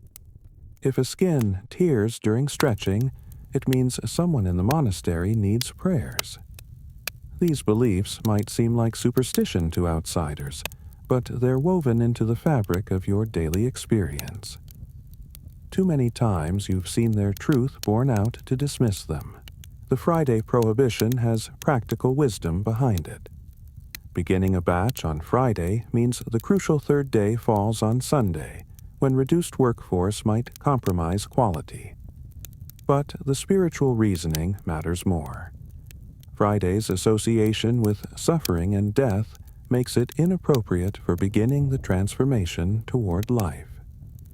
You've seen brothers ignore this tradition, always with poor results. The phases of the moon affect your work.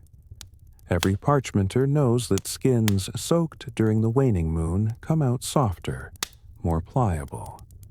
Those begun under the new moon are stronger, but require more work to achieve the proper suppleness. You plan your work accordingly, using the moon's influence rather than fighting it. This isn't paganism. God created the moon and set its courses. To ignore its effects would be to ignore part of creation's order. Your lunar observations extend beyond general phases. The full moon brings its own challenges. Skins dry too quickly. Lime seems more aggressive. The dark of the moon offers ideal conditions for the most delicate work. You keep careful records, noting which phases produce which effects, building on centuries of accumulated observation. This knowledge passes to novices not as superstition but as practical wisdom confirmed by experience. Dreams carry messages about the work. You've learned to pay attention when you dream of swimming in the lime vats or of skins that speak. Last month, you dreamed of a calf whose hide showed golden letters. The next day, working on a particularly fine skin, you discovered a pattern in the grain that suggested illuminated text. You set this piece aside for something special, trusting the dream's guidance. Such moments convince you that your work exists partly in the realm of mystery. The interpretation of dreams requires discernment. Not every night vision carries meaning. Sometimes exhaustion creates phantoms. But certain dreams have a quality that demands attention. Vivid colors, speaking animals, transformations witnessed. These often preview something significant in the workshop. You share important dreams with Brother Thomas, who has his own gift for understanding their meaning. The workshop has its own traditions, passed down through generations of parchmenters. On the feast of St. Bartholomew, who was flayed alive, you perform a ceremony of remembrance. Each worker takes a small piece of the finest parchment and burns it in the brazier, the smoke carrying prayers for all who suffer. The smell of burning skin fills the workshop, a reminder of martyrdom and dedication. It's a sobering moment that connects your daily work to the larger story of faith. This ceremony includes reading from the workshop's chronicle, particularly entries about brothers who suffered for their craft. Brother Adelard, who lost his arm to infection but continued working one-handed. Brother Simon, whose lungs finally failed after 40 years of breathing lime dust. These aren't morbid recollections, but honors paid to those who gave everything for the work.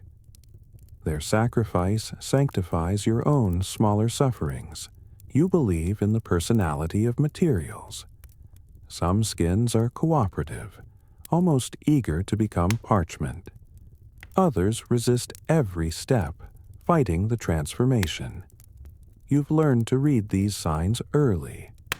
A difficult skin might need extra prayers, or it might be destined for a particular purpose that requires its stubborn strength.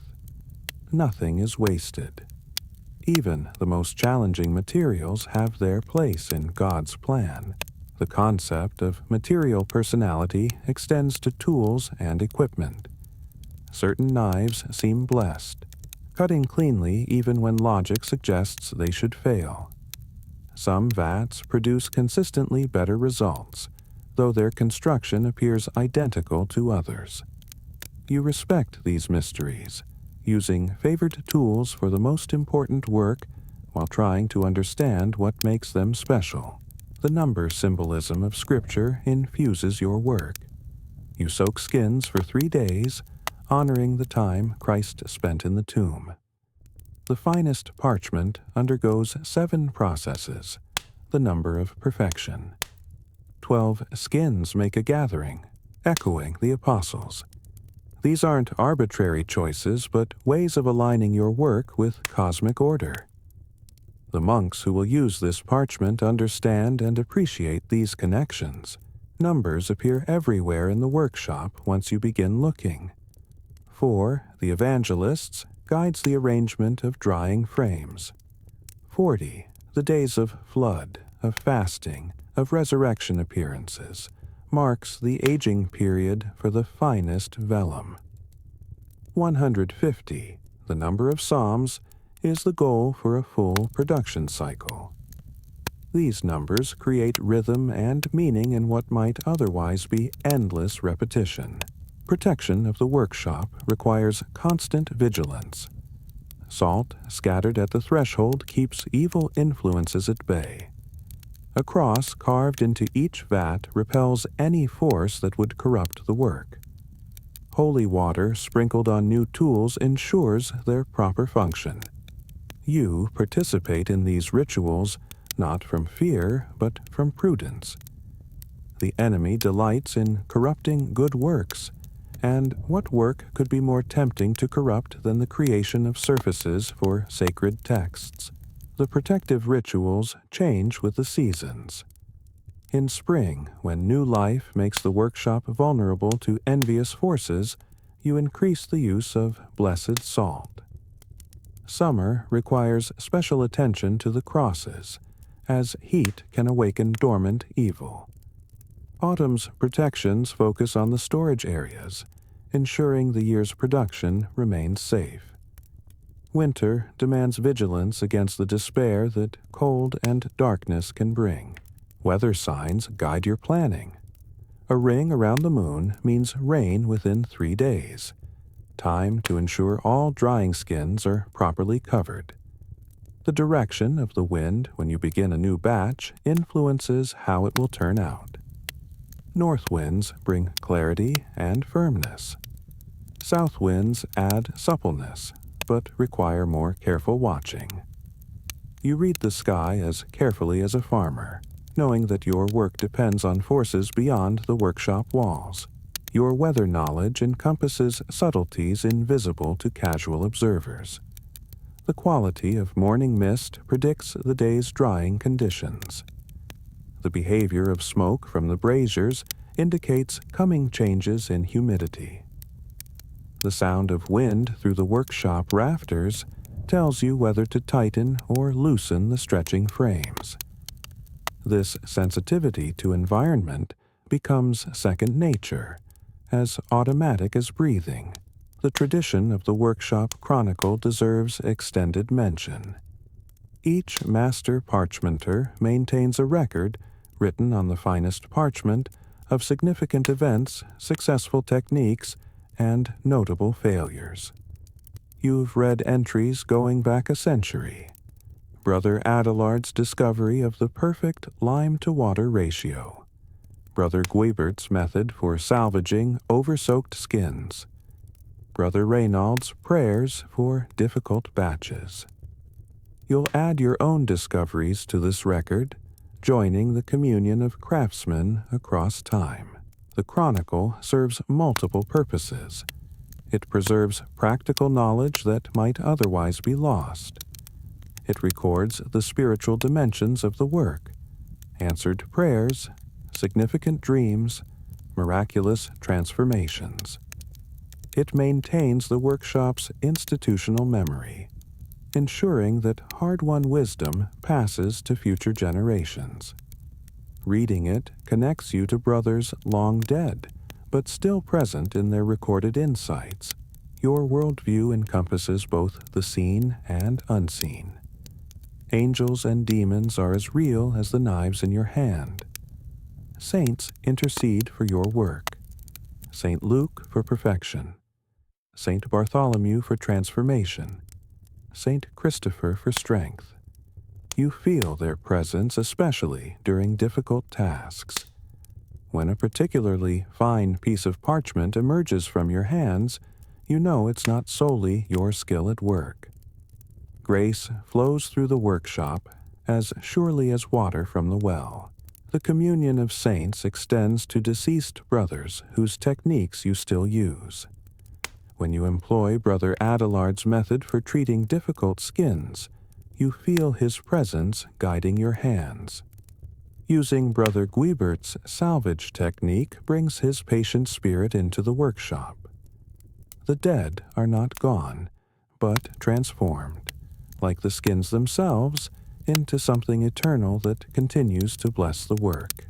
Miracles, small and large, punctuate the workshop routine.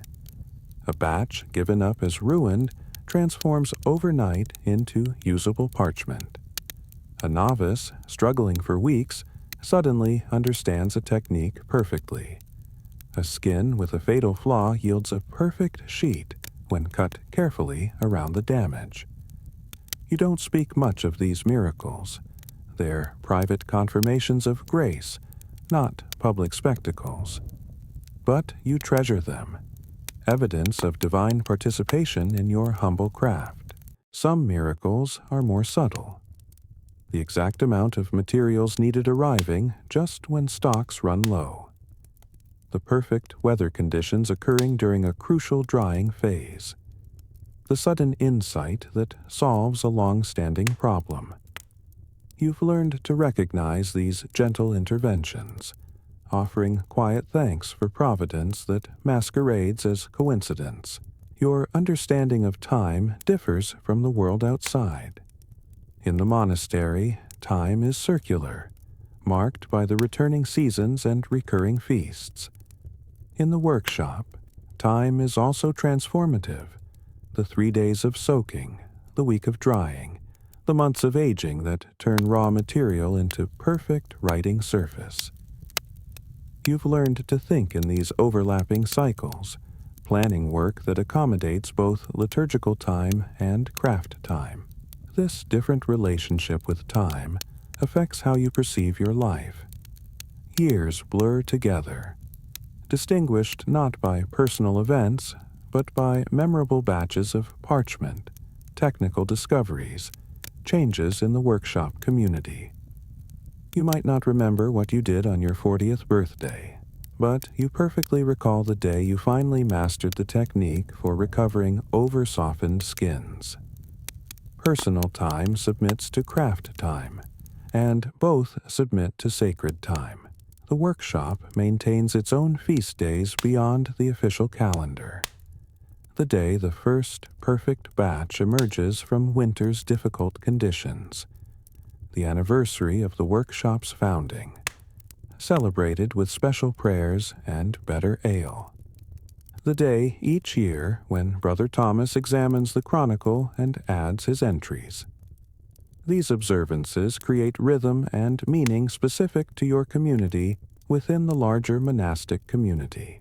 Your beliefs about animals differ from those who see them only as food or labor. Each skin that arrives in the workshop once enclosed a living soul. Not a rational soul like humans possess, but soul nonetheless. You offer brief prayers for the animals whose death enables your work. This isn't official theology. The Church teaches animals lack immortal souls, but it feels right, acknowledging the sacrifice that makes parchment possible. This reverence extends to the handling of skins. Waste isn't just poor economy, but disrespect for the life given. Every usable portion must be transformed, honored through careful work. When you must discard spoiled material, you do so with regret, aware that an animal died for nothing. This attitude infuses the workshop with an atmosphere of gratitude and responsibility. The transformation you witness daily, from death to life, from corruption to incorruption, shapes your understanding of resurrection. The promise of bodily resurrection seems less incredible when you regularly see dead flesh become something beautiful and eternal. Your work becomes a meditation on the life to come. Each successful transformation, a small proof of larger promises. The lime is slowly killing you.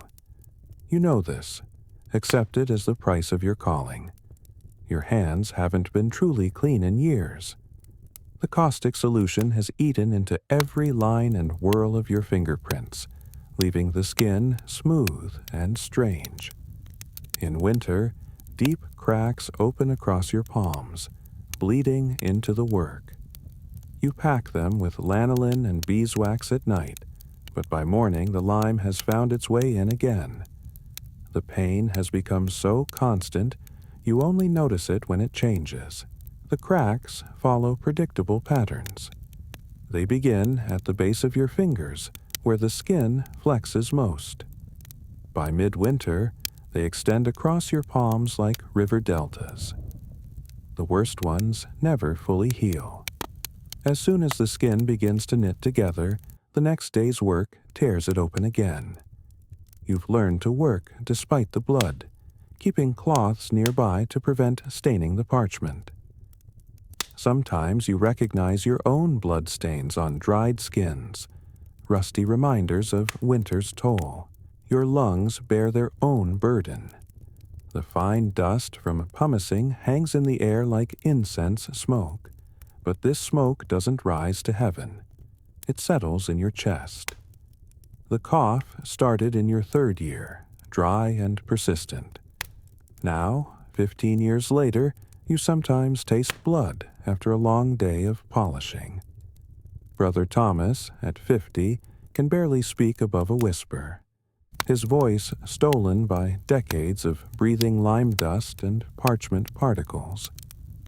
You see your future in his labored breathing. The progression is predictable.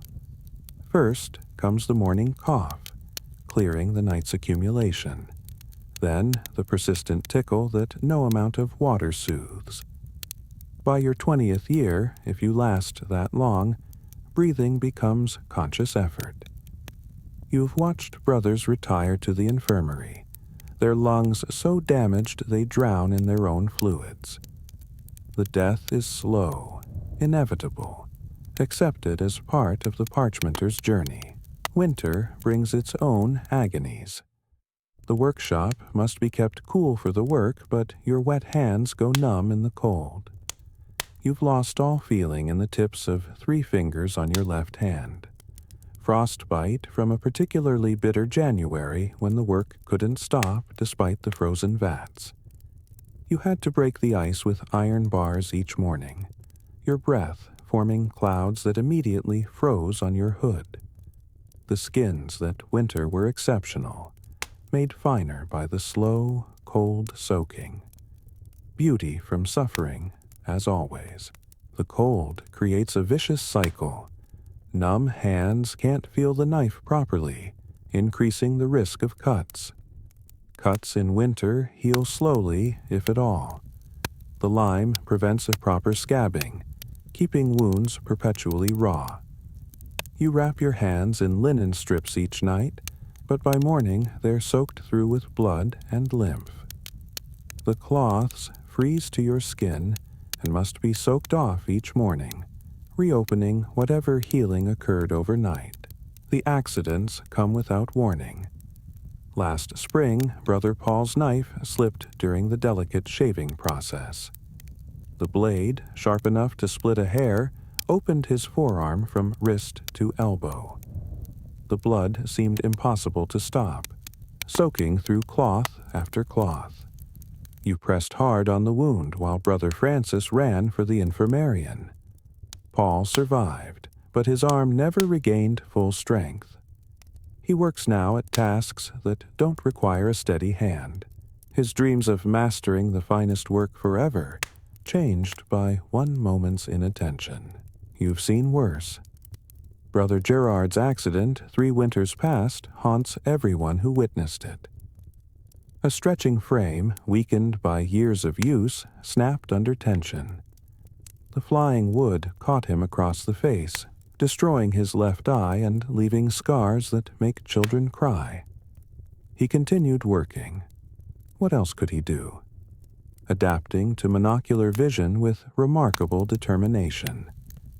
But you see the pain that never leaves, the constant reminder of how quickly the work can maim.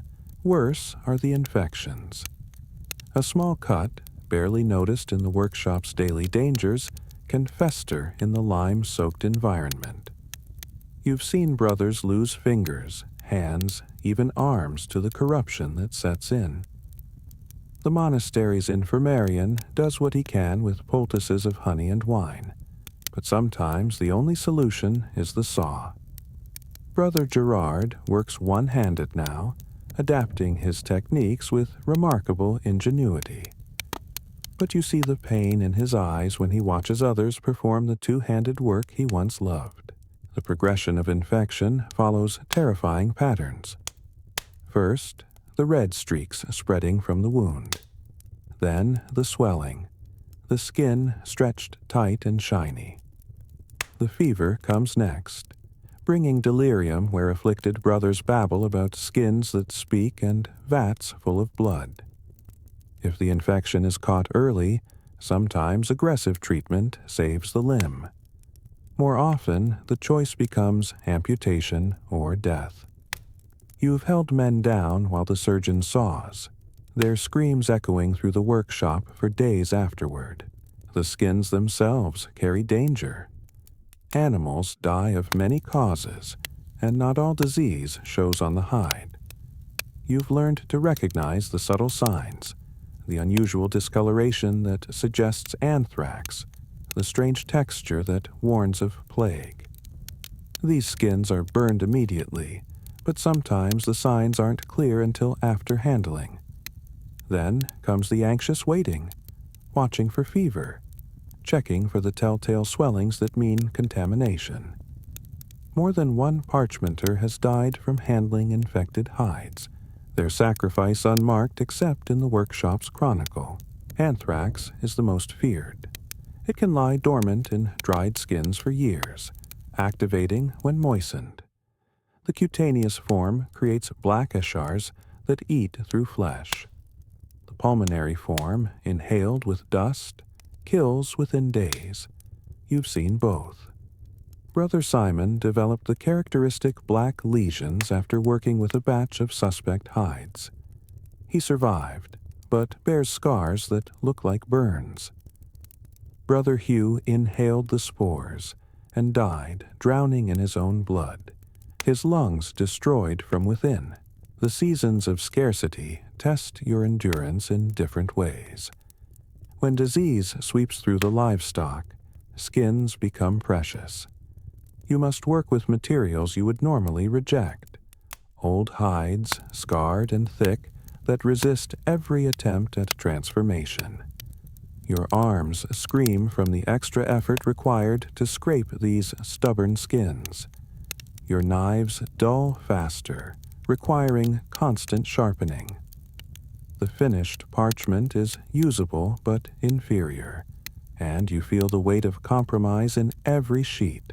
During one particularly harsh winter, moraine killed most of the local herds. For months, you worked with whatever could be salvaged.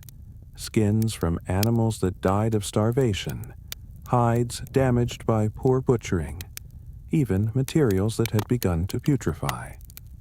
The smell was indescribable. The physical toll of processing such marginal materials left everyone exhausted. Several brothers developed persistent illnesses that winter, their bodies weakened by overwork and constant exposure to decay. Financial pressures from the monastery add another layer of difficulty. The abbot, concerned with building projects or feeding the poor, sometimes questions the workshop's need for the best materials. Why can't you use older animals? Why must the lime be so pure? You lack the words to explain what your hands know, that economy in materials means failure in results. But you submit to these restrictions, finding ways to create adequacy from insufficiency, though it costs you in pride and extra labor. These economic pressures intensify during poor years. When the harvest fails, every resource is scrutinized. You're ordered to extend the lime baths, using solutions so weak they barely work. The results are predictable. Skins that won't dehair properly, parchment that remains thick and coarse. You spend twice the labor for half the quality, knowing that complaints from the scriptorium will eventually vindicate your original requests. But in the meantime, you work with what you have. The psychological toll often surpasses the physical. The monotony can crush the spirit. Day after day, the same motions, the same smells, the same sounds. You've watched brothers break under it, requesting transfers to the gardens or kitchens where at least the work changes with the seasons. But you've also learned the secret of survival, finding the subtle variations within repetition. No two skins are identical. Each requires its own approach, its own understanding. The monotony is an illusion that dissolves when you truly pay attention. Still, there are days when the sameness threatens to drive you mad. The 100th skin that week. The 1000th rotation of the stirring paddle. Your mind rebels, seeking escape in daydreams or, worse, in carelessness that endangers the work. You've learned to recognize these danger signs, to ask Brother Thomas for a different task before mistakes happen. Sometimes a day spent maintaining tools or teaching novices provides enough variety to restore balance. Sleep deprivation becomes your constant companion. The work begins before dawn and extends past dusk.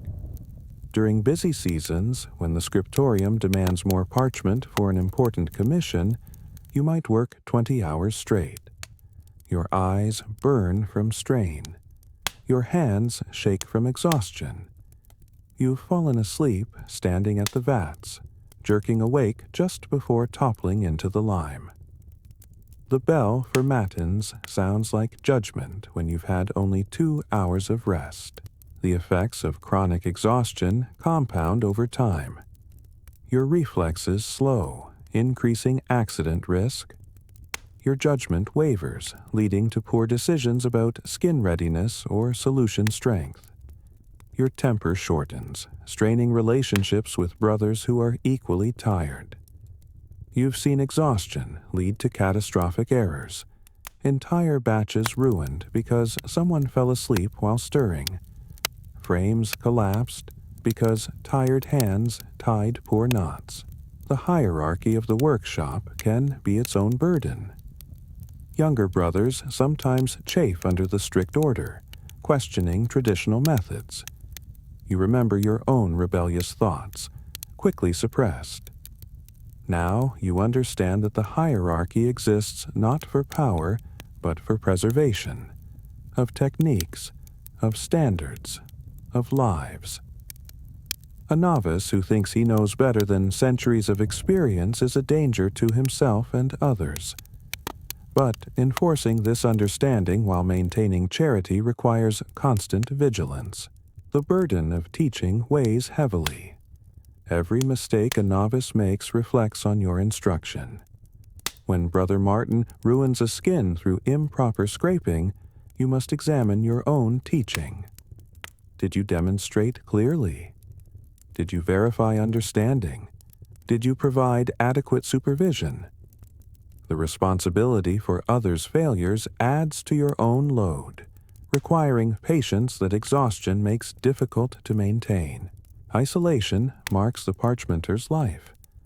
The smell that clings to you creates distance. Other monks step aside in corridors, not from disgust, but from an unconscious reaction to the sharp scent of lime and death. In the refectory, spaces open around you. During offices, you stand where the air circulates, aware of how your presence affects others. This separation becomes part of your identity. You are marked by your craft as surely as if you wore a special habit. The social isolation extends beyond smell. Your schedule differs from most monks, missing offices and meals due to work demands. Your conversation topics, the quality of lime, the grain of particular skins, interest few outside the workshop. You develop bonds with fellow parchmenters from necessity, but these relationships are colored by shared suffering rather than chosen affinity. It's possible to work beside someone for decades while remaining essentially strangers. The temptation to cut corners whispers constantly. A skin not quite ready could be stretched anyway. Who would know? The shaving could be less precise on parchment destined for practice work. The final polishing could be abbreviated when time presses. You've seen brothers succumb to these temptations, their work gradually declining until Brother Thomas must intervene. The shame of such correction burns worse than lime, but the temptation returns with exhaustion. These small compromises accumulate like the lime dust in your lungs. First, you skip one stage of polishing. The parchment is still acceptable, and no one complains. Then you reduce soaking time by a few hours. Again, the results seem adequate. Gradually, your standards erode until you are producing work that would have shamed you as a novice. The journey back to excellence is harder than the original learning, requiring you to break habits that laziness has created. Seasonal variations in animal health affect your work profoundly. Spring brings young animals with perfect skins, but also the diseases of new birth. Summer's heat means rapid decomposition. Skins must be processed immediately or lost. Autumn provides the best material as animals fatten for winter, but it's also when demand peaks as the scriptorium prepares for the indoor work of cold months. Winter brings its own challenges. Frozen hides that must be carefully thawed, ice in the vats, hands too numb to feel the subtle differences in texture. Each season also brings specific health challenges to workers. Spring's damp encourages fungal infections in the constantly wet environment. Summer's heat makes the lime fumes almost unbearable, causing respiratory distress and occasional fainting. Autumn's temperature swings stress bodies already weakened by months of hard labor. Winter's cold turns every task into agony as cracked skin meets frozen tools and icy water. The spiritual dangers can be most insidious. Pride in your growing skill wars with required humility. When a particularly fine sheet emerges from your hands, when Brother Benedict from the scriptorium exclaims over its quality, the warmth of satisfaction can become the heat of vanity. You've learned to counter this with immediate prayer, offering the success to God, remembering that your skill is gift, not possession. But the struggle continues with each exceptional piece. Despair poses the opposite danger. When batch after batch fails despite your best efforts, when your body screams with pain that prayer doesn't relieve, when the work seems meaningless, repetition leading only to death, these dark moments test faith more than any physical hardship. You've watched brothers sink into acedia, the noonday demon that makes all effort seem pointless. Some recover through grace and companionship. Others simply endure, hollow-eyed and mechanical, until death releases them. Market pressures increasingly intrude on monastic peace. Secular patrons commissioning books want their parchment quickly, perfectly, abundantly. They don't understand the natural rhythms of the craft. The abbot, needing their donations, presses for faster production. You feel pulled between obedience and excellence, trying to maintain quality while meeting impossible deadlines. Sometimes you work through the night offices, the conflict between spiritual and temporal duties adding another wound to your conscience. These pressures manifest in physical symptoms. Your stomach burns with constant anxiety about meeting deadlines. Headaches plague you from squinting at imperfect skins in poor light, trying to salvage marginal materials. Your sleep, already limited, becomes restless with worry about tomorrow's impossibilities. The stress compounds every other difficulty, making accidents more likely and recovery slower. Equipment failures can destroy weeks of work. The rope on a stretching frame snaps under tension, and the carefully positioned skin contracts instantly into uselessness. A vat develops a crack, slowly leaking precious lime solution and ruining the batch within. These disasters always seem to strike when materials are scarcest, when deadlines press hardest. You've learned to check and double-check, to maintain equipment obsessively, but accidents still happen. The sound of tearing parchment haunts your dreams. The aftermath of equipment failure extends beyond lost materials. Trust erodes in the tools, in your judgment, in the workshop's ability to meet commitments. Relationships strain as blame is assigned and responsibility debated. The physical work of cleaning up disasters adds to already overwhelming schedules. Worst is the spiritual damage of seeing weeks of patient labor destroyed in moments, testing faith in providence and purpose. The cumulative effect of all these difficulties creates a unique form of suffering. It's not dramatic like martyrdom, not acute like illness, but a slow grinding down of body and spirit. You age faster than monks in other occupations. Your hands become claws, your lungs wheeze, your back bends under invisible weight.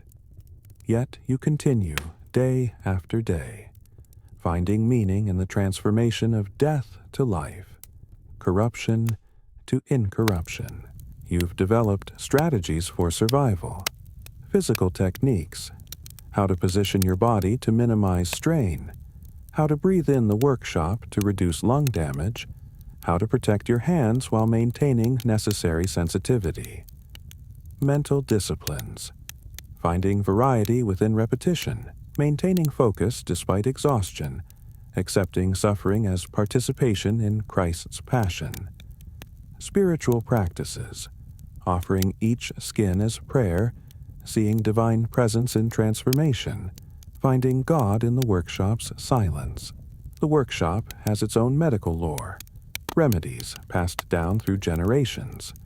For cracked hands, a salve of mutton fat, beeswax, and crushed chamomile. For lime burns, immediate washing with vinegar followed by honey poultices. For the cough, an infusion of coltsfoot and honey, drunk hot before sleep. For exhaustion, a tonic of wine strengthened with herbs from the garden. These remedies don't cure, but make survival possible.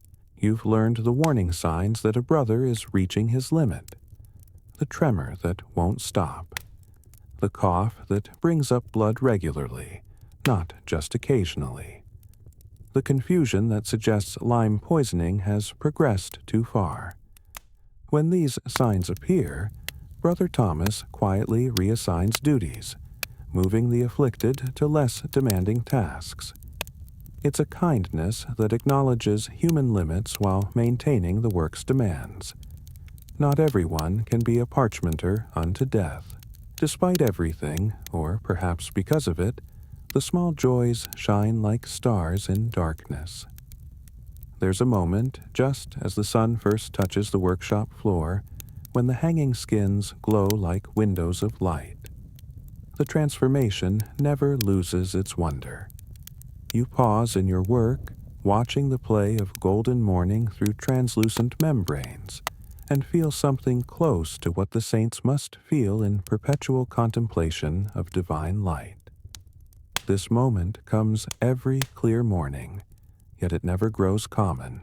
The quality of light changes with the seasons, each bringing its own beauty. Spring light is tender, revealing subtle variations in the parchment surface. Summer light is bold, making even ordinary skins appear luminous. Autumn light arrives slanted and golden, transforming the workshop into a cathedral of amber. Winter light is precious and brief, but its very scarcity makes you appreciate every beam that penetrates the frost-covered windows. The perfect skin appears perhaps once a month. You know it from the first touch. Something in the texture, the weight, the way it receives the lime. You follow this skin through every process with special attention, not from favoritism, but from recognition. When it emerges as parchment, smooth as water, white as snow, strong as faith itself, you allow yourself a moment of pure satisfaction. Your hands created this perfection from death. The joy is quiet but profound. These perfect skins often seem guided by providence. They appear when most needed, just before an important commission, after a series of failures that threatened morale during seasons when everything else proves difficult. You've learned to see them as gifts, reminders that grace operates even in the mundane world of craft. The joy of working with such materials sustains you through weeks of struggling with inferior hides. Water becomes a source of unexpected pleasure. After hours in caustic lime, plunging your hands into clean, cold water feels like redemption. You've learned to savor this sensation, letting the water flow over your damaged skin, watching the white lime residue swirl away. Sometimes you hold your hands in the stream longer than necessary, feeling life return to numbed fingers, remembering what untainted touch feels like. The workshop well provides moments of contemplation. Drawing water becomes a meditation, the rhythmic turning of the windlass like a prayer wheel. The depth of the well reminds you of hidden sources, of grace flowing beneath the surface of daily life. Sometimes, peering into that darkness, you see your reflection disturbed by rising bubbles, and think about the mysteries that sustain all life, all work. The changing seasons bring their own small celebrations. first spring brings new grass, which means better fed animals and finer skins. You know the moment when the workshop door opens and the smell of earth and growth overcomes the perpetual lime scent. Brother Thomas always marks this day by opening all the windows, letting the fresh air sweep through. For a few hours, the workshop feels less like a tomb and more like what it truly is, a place of transformation. Each season offers its particular pleasures. Summer brings long days when natural light extends the working hours, but also allows for evening walks in the cloister garden. Autumn's harvest means better food, more variety in the daily pottage. Winter's hardships are balanced by the warmth of companionship, brothers drawing closer together against the cold. You've learned to anticipate and savor these seasonal gifts. The feast days scattered through the calendar provide official respite, but you've found your own moments of rest within the work. The rhythm of stirring becomes meditative. The steady scrape of knife on skin creates a music that can transport you beyond the aching body. Sometimes, especially during the long afternoon hours, you enter a state where time seems to pause. Your hands continue their work, but your mind floats free, touching something eternal in the repetition. This meditative state is one of the workshop's secret gifts. Visitors see only monotonous labor, but you've discovered depths within the repetition. Like the Jesus prayer repeated thousands of times, the repeated motions of parchment making can become a pathway to contemplation. You've experienced moments of profound peace while scraping skins, moments when the boundary between self and work dissolves. Friendships forged in shared hardship carry special sweetness. When Brother Francis silently takes over your scraping because he sees your hands trembling with exhaustion. When Brother Paul leaves a cup of especially good ale at your bench during a difficult stretch. When young Brother Martin makes you laugh with his earnest questions. These moments of human connection balance the isolation. You've learned to communicate volumes with a glance, a gesture, a half smile across the workshop. The workshop humor deserves mention. Outsiders might not understand how you can laugh about cracked hands or failing lungs, but the laughter isn't mockery. It's shared recognition, a way of bearing unbearable things together. When Brother Francis pretends his cough is actually an attempt at singing, when Brother Paul names particularly difficult skins after difficult saints, when someone discovers a hide marked naturally in the shape of a tonsured head, these moments of levity provide essential relief. The successful completion of a major commission brings collective joy. When the last sheet of parchment for a new gospel book is delivered to the scriptorium, when months of labor culminate in neat stacks of perfect writing surfaces, the entire workshop breathes differently. Brother Thomas might even produce a small flask of wine he's been saving, and you share a cup in silent celebration. The wine tastes of accomplishment and community. These celebrations are necessarily brief. Tomorrow's work always waits, but they're deeply felt. You've contributed to something eternal. Somewhere, a scribe will trace letters on your parchment. An illuminator will apply gold leaf to your carefully prepared surface. Readers centuries hence will encounter God's word carried on the foundation you created. The wine in your cup carries all these future possibilities. Sometimes the abbot visits specifically to thank the workshop. These moments are rare but treasured. He understands, better than most, how your hidden labor supports the monastery's visible glory. When he blesses your work, when he examines a particularly fine piece of parchment with genuine appreciation, you feel the weight of your calling justified.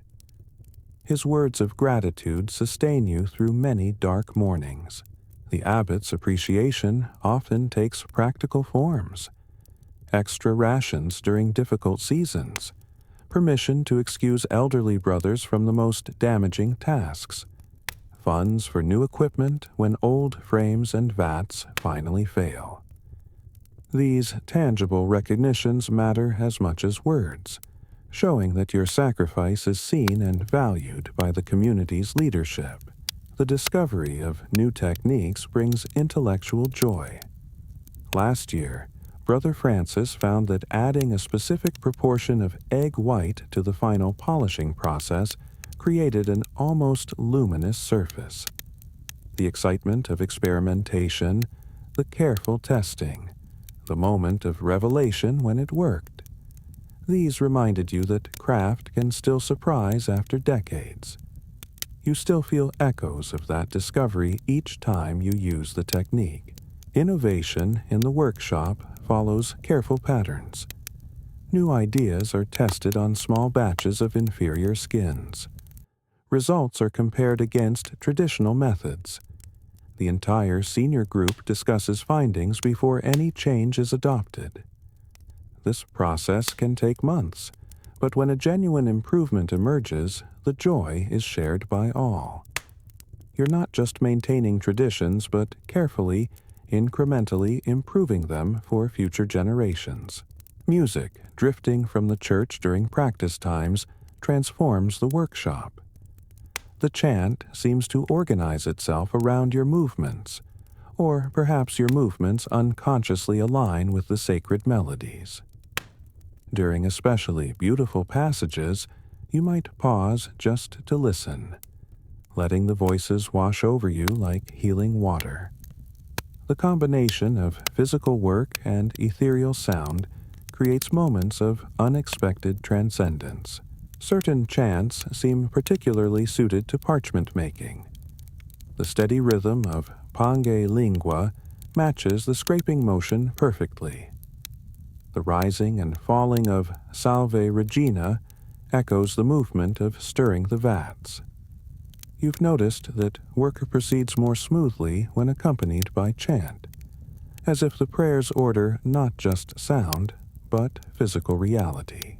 The first successful batch made by a novice you've trained brings particular satisfaction. Watching Brother Martin's face when his first properly stretched skin dries without flaws, seeing his wonder at the transformation he's achieved, it renews your own appreciation for the miracle of the craft. You remember your own first success, Brother Thomas's quiet nod of approval, and you pass that same gift to the next generation. Teaching moments provide their own rewards.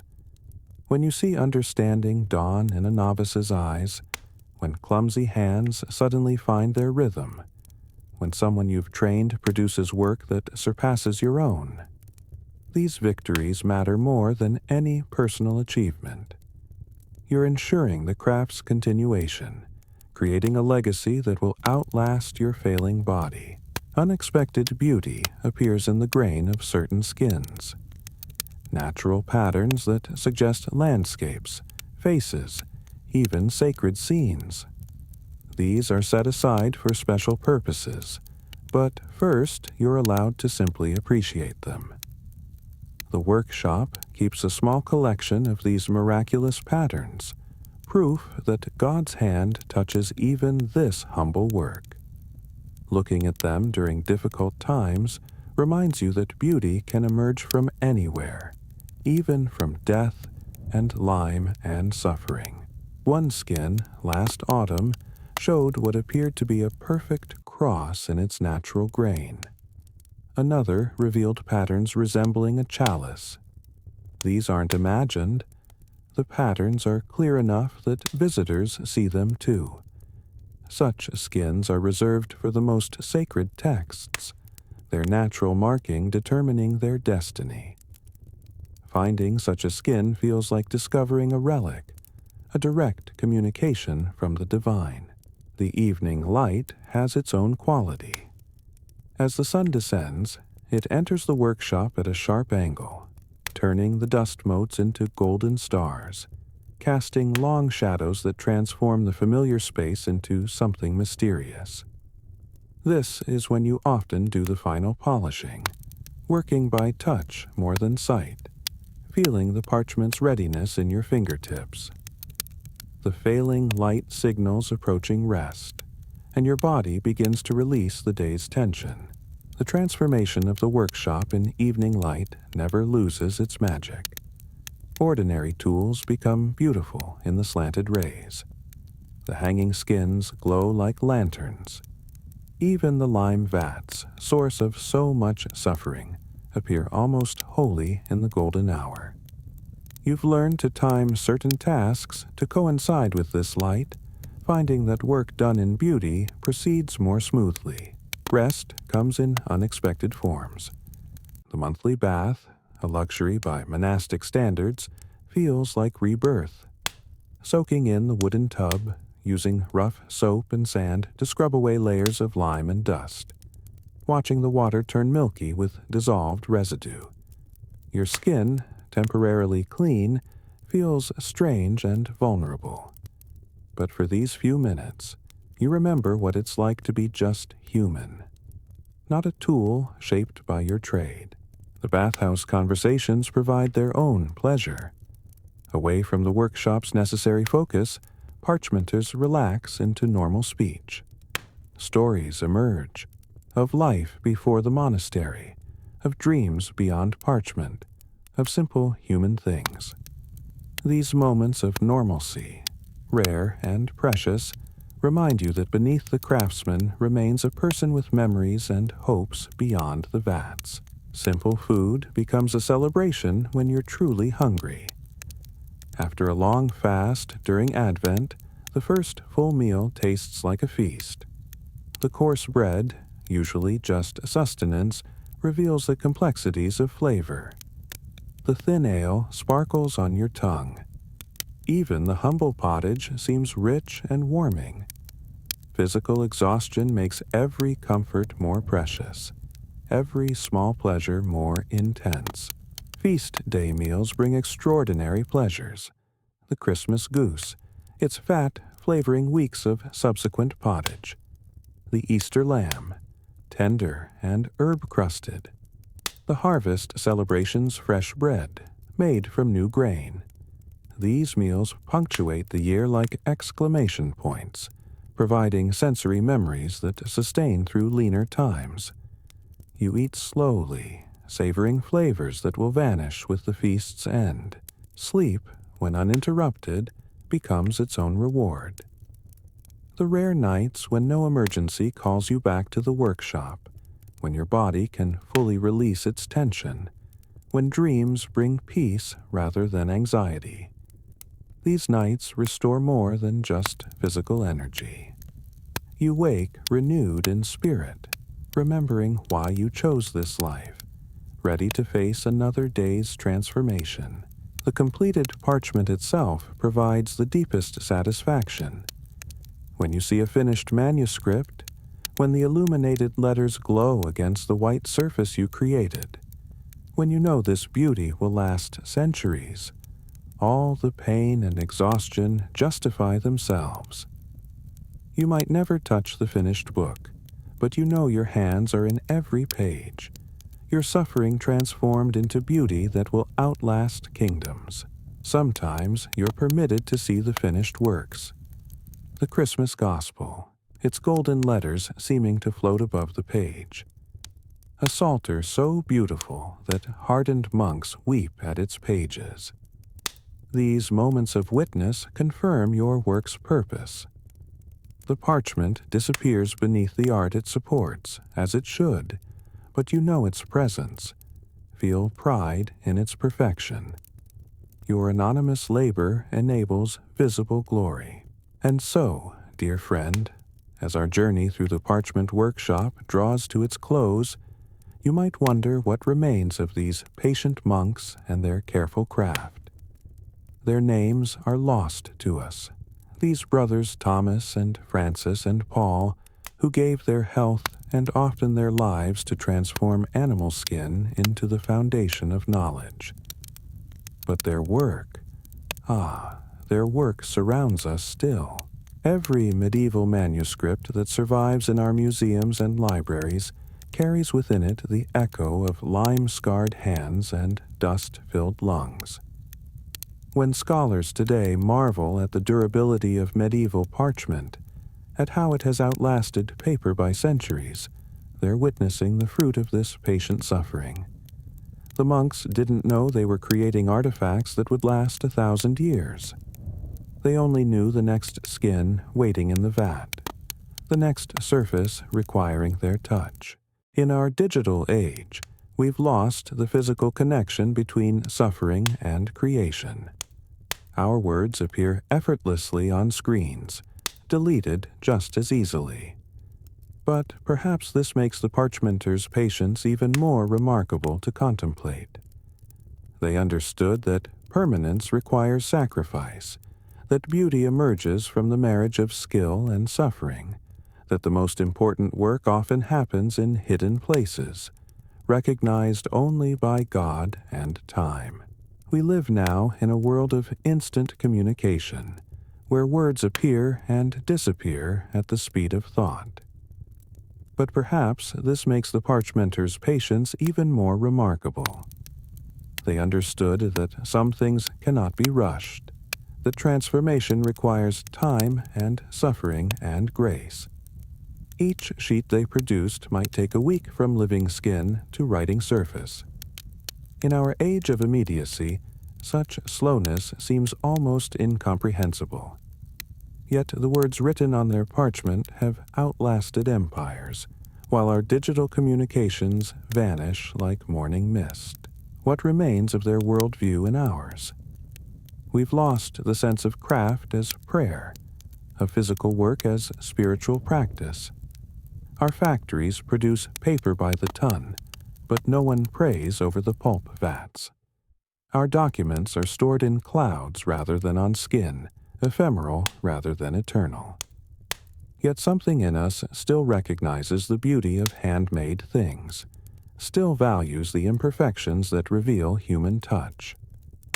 Perhaps this recognition is what the parchmenters have left us, an understanding that true quality comes from patience, attention, and sacrifice. The workshop itself is gone, its stones scattered or built into other structures. The lime vats have long since crumbled. The stretching frames exist only in museum reconstructions. But when you hold a medieval manuscript, if you're ever privileged to do so, you might notice the tiny imperfections in the parchment. A slight thickness variation here, a barely visible scrape mark there. These aren't flaws, but signatures. The individual traces of men who worked in darkness and cold, transforming death into life, creating beauty from suffering. Their understanding of time differs radically from ours. They thought in centuries, creating objects meant to outlast their makers by generations.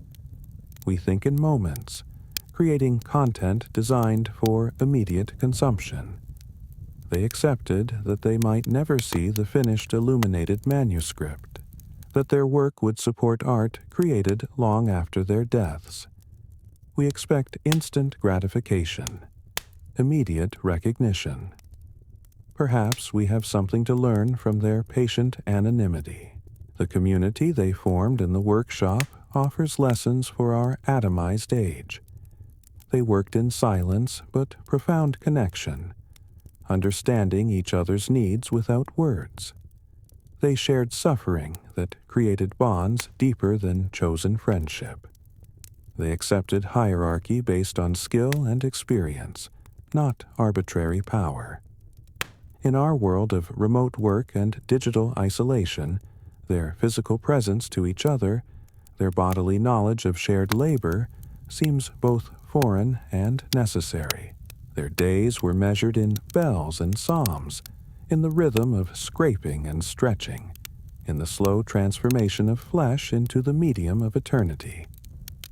Our days are measured differently, but perhaps not so differently. We too transform raw materials into meaning. We too labor in obscurity for purposes we may not live to see fulfilled.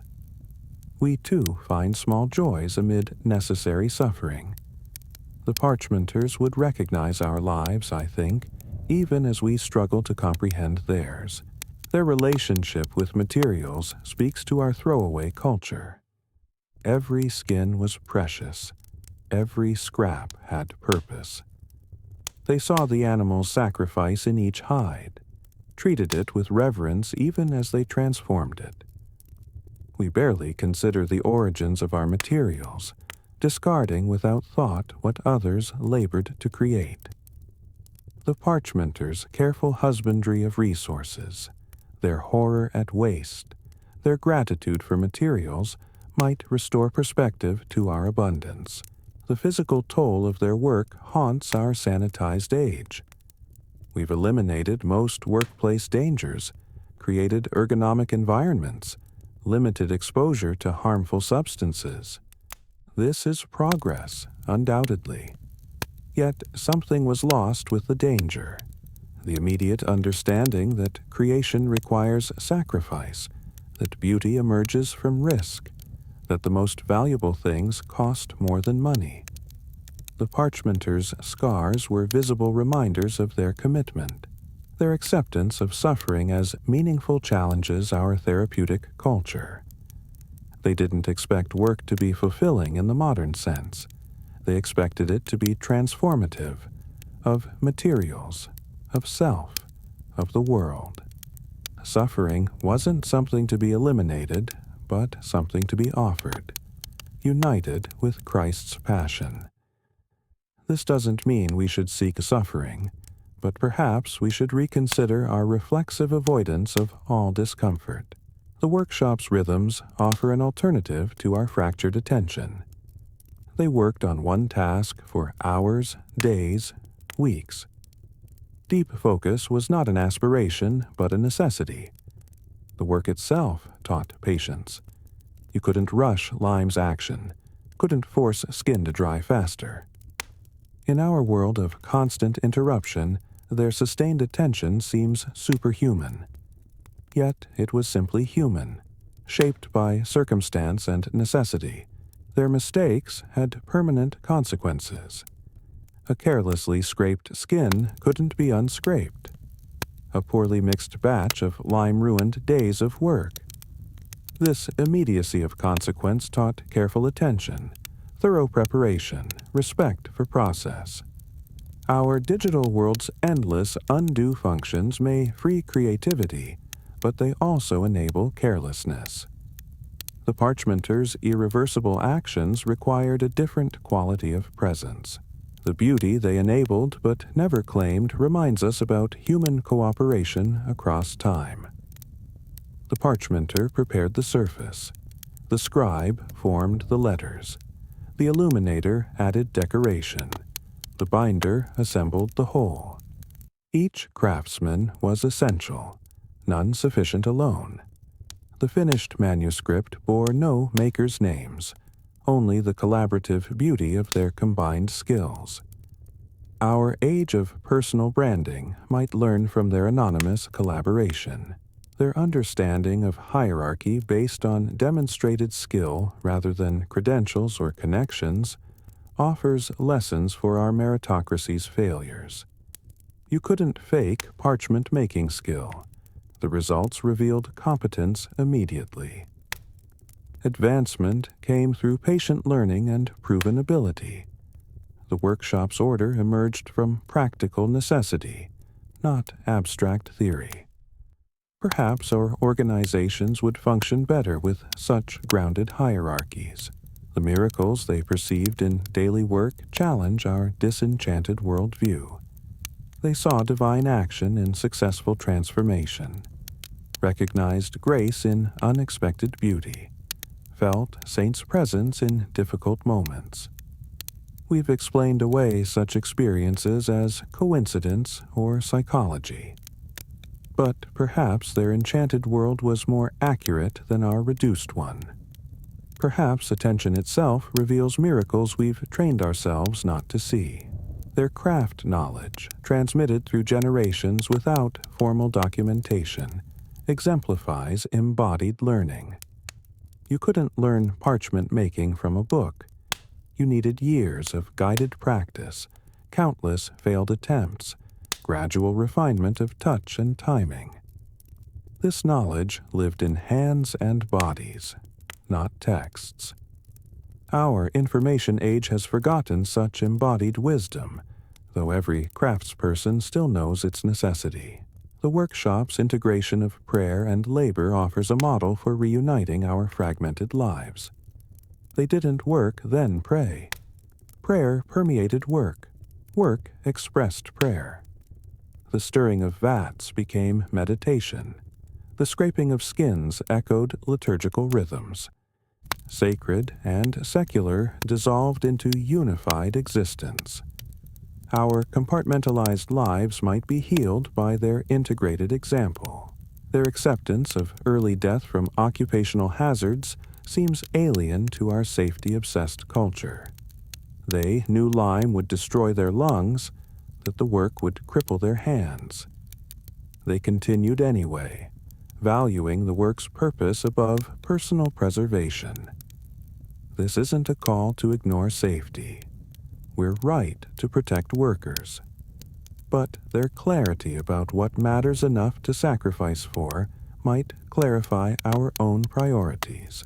The small pleasures they found in harsh circumstances teach gratitude. Clean water on lime-burned hands, unexpected beauty in animal skin, a moment's rest during endless labor. They savored these precisely because they were rare. Our abundance has made us numb to pleasure, taking for granted what they would have treasured. Perhaps scarcity teaches appreciation that plenty cannot.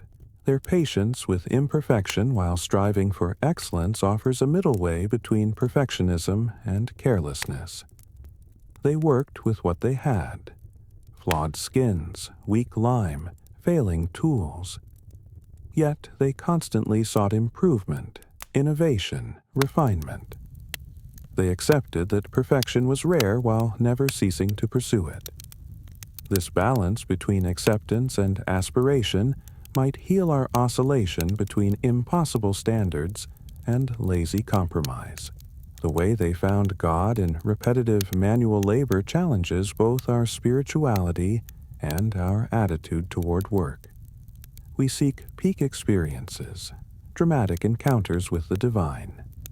They found holiness in the 100th skin scraped that day. We divide spiritual practice from daily work. They discovered that attention itself is prayer, that any task undertaken mindfully becomes sacred. Their workshop mysticism remains available to anyone willing to pay attention. Their collaborative suffering created bonds we can barely imagine. Shared hardship forged connections deeper than chosen affinity. They knew each other's weaknesses and strengths intimately, covered for each other's failings, celebrated small victories together. Our individualism resists such vulnerable interdependence, but perhaps we lose more than we gain in isolation. The workshop's memory, preserved in chronicles and transmitted techniques, demonstrates how communities can maintain wisdom across generations. Each master added to the accumulated knowledge while preserving what ancestors discovered. Innovation built on tradition rather than replacing it. Our worship of disruption might learn from their careful continuity. So, as you settle now toward rest, as this long day's journey into the past comes to its end, perhaps you'll carry with you some echo of the workshop's patience. When you face tomorrow's repetitive tasks, when the work seems endless and the purpose unclear, remember Brother Thomas and his lime-stained hands. Remember the novice Martin learning that monotony is an illusion, that attention reveals infinite variation. Remember that transformation requires time, and that some of the most important work happens in hidden places, recognized only by God and time. The parchmenters would not want to be romanticized. Their life was hard, often brutal. Many died young, lungs full of lime dust, hands crippled beyond use. They smelled constantly of death and chemicals. They missed prayers to meet deadlines. They knew exhaustion that sleep couldn't cure. This was not a pastoral idyll, but an industrial workshop with medieval technology. Yet within these harsh realities, they found meaning, beauty, purpose, even joy. What they offer us is not a template to copy, but a lens through which to see our own work differently. Whatever materials we transform, data, words, images, ideas, we participate in the same fundamental human activity, making something valuable from raw materials. The parchmenters remind us that this transformation is never merely technical, but always spiritual, always costly, always worthwhile when undertaken with attention and care. Their workshop is gone, but workshops continue. Somewhere tonight, a potter centers clay on a wheel. A blacksmith heats iron in a forge. A weaver sets up a loom. A programmer writes code that will outlive them. Each participates in the ancient dialogue between human intention and material resistance, between vision and reality, between what is and what could be. The parchmenters would recognize them all as kin. In your own work, whatever it might be, you might find echoes of the parchment workshop. The frustration when materials resist transformation. The satisfaction when long effort yields success. The bonds formed with fellow workers. The small rituals that make harsh tasks bearable. The moments when routine work suddenly reveals unexpected beauty. These experiences connect you to the parchmenters across centuries, unite you in the great human work of transformation. As sleep approaches, if sleep is what you seek, let your mind rest on the image of perfect parchment, smooth as water, white as snow, strong enough to last 1,000 years. Remember that it began as dead flesh, passed through suffering and skill, emerged as the foundation for beauty.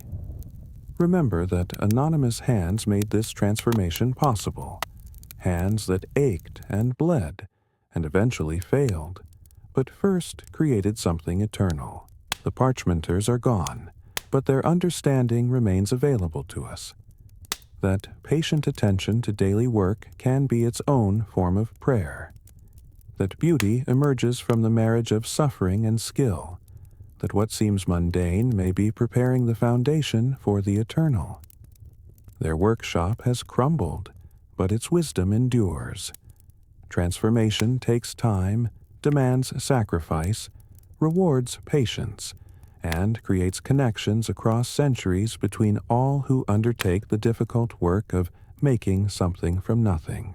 May your rest be peaceful, your dreams untroubled by the sharp smell of lime or the ache of overworked hands.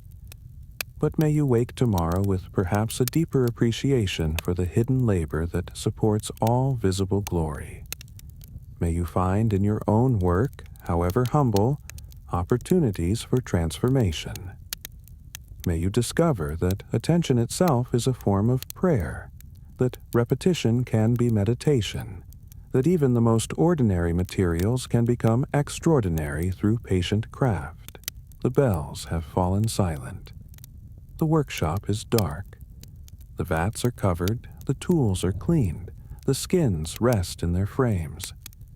Tomorrow will bring new challenges, new materials to transform, new opportunities for both suffering and grace. But for now, rest. Let the day's labors dissolve into dreams. Trust that your work, like theirs, participates in something larger than yourself, something that will outlast your brief time here. Good night, dear friend.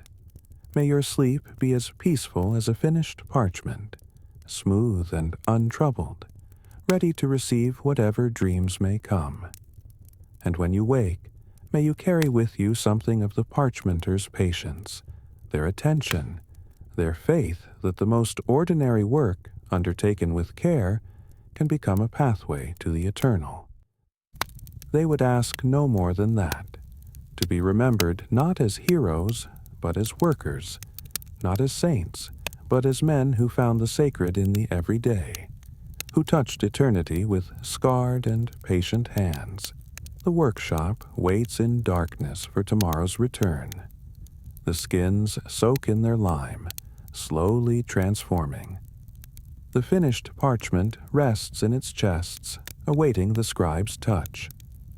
And somewhere, in the great communion of workers across time, the parchmenters' spirits rest too, their labor complete, their suffering transformed into beauty that endures. May we all find such completion, such transformation, such rest.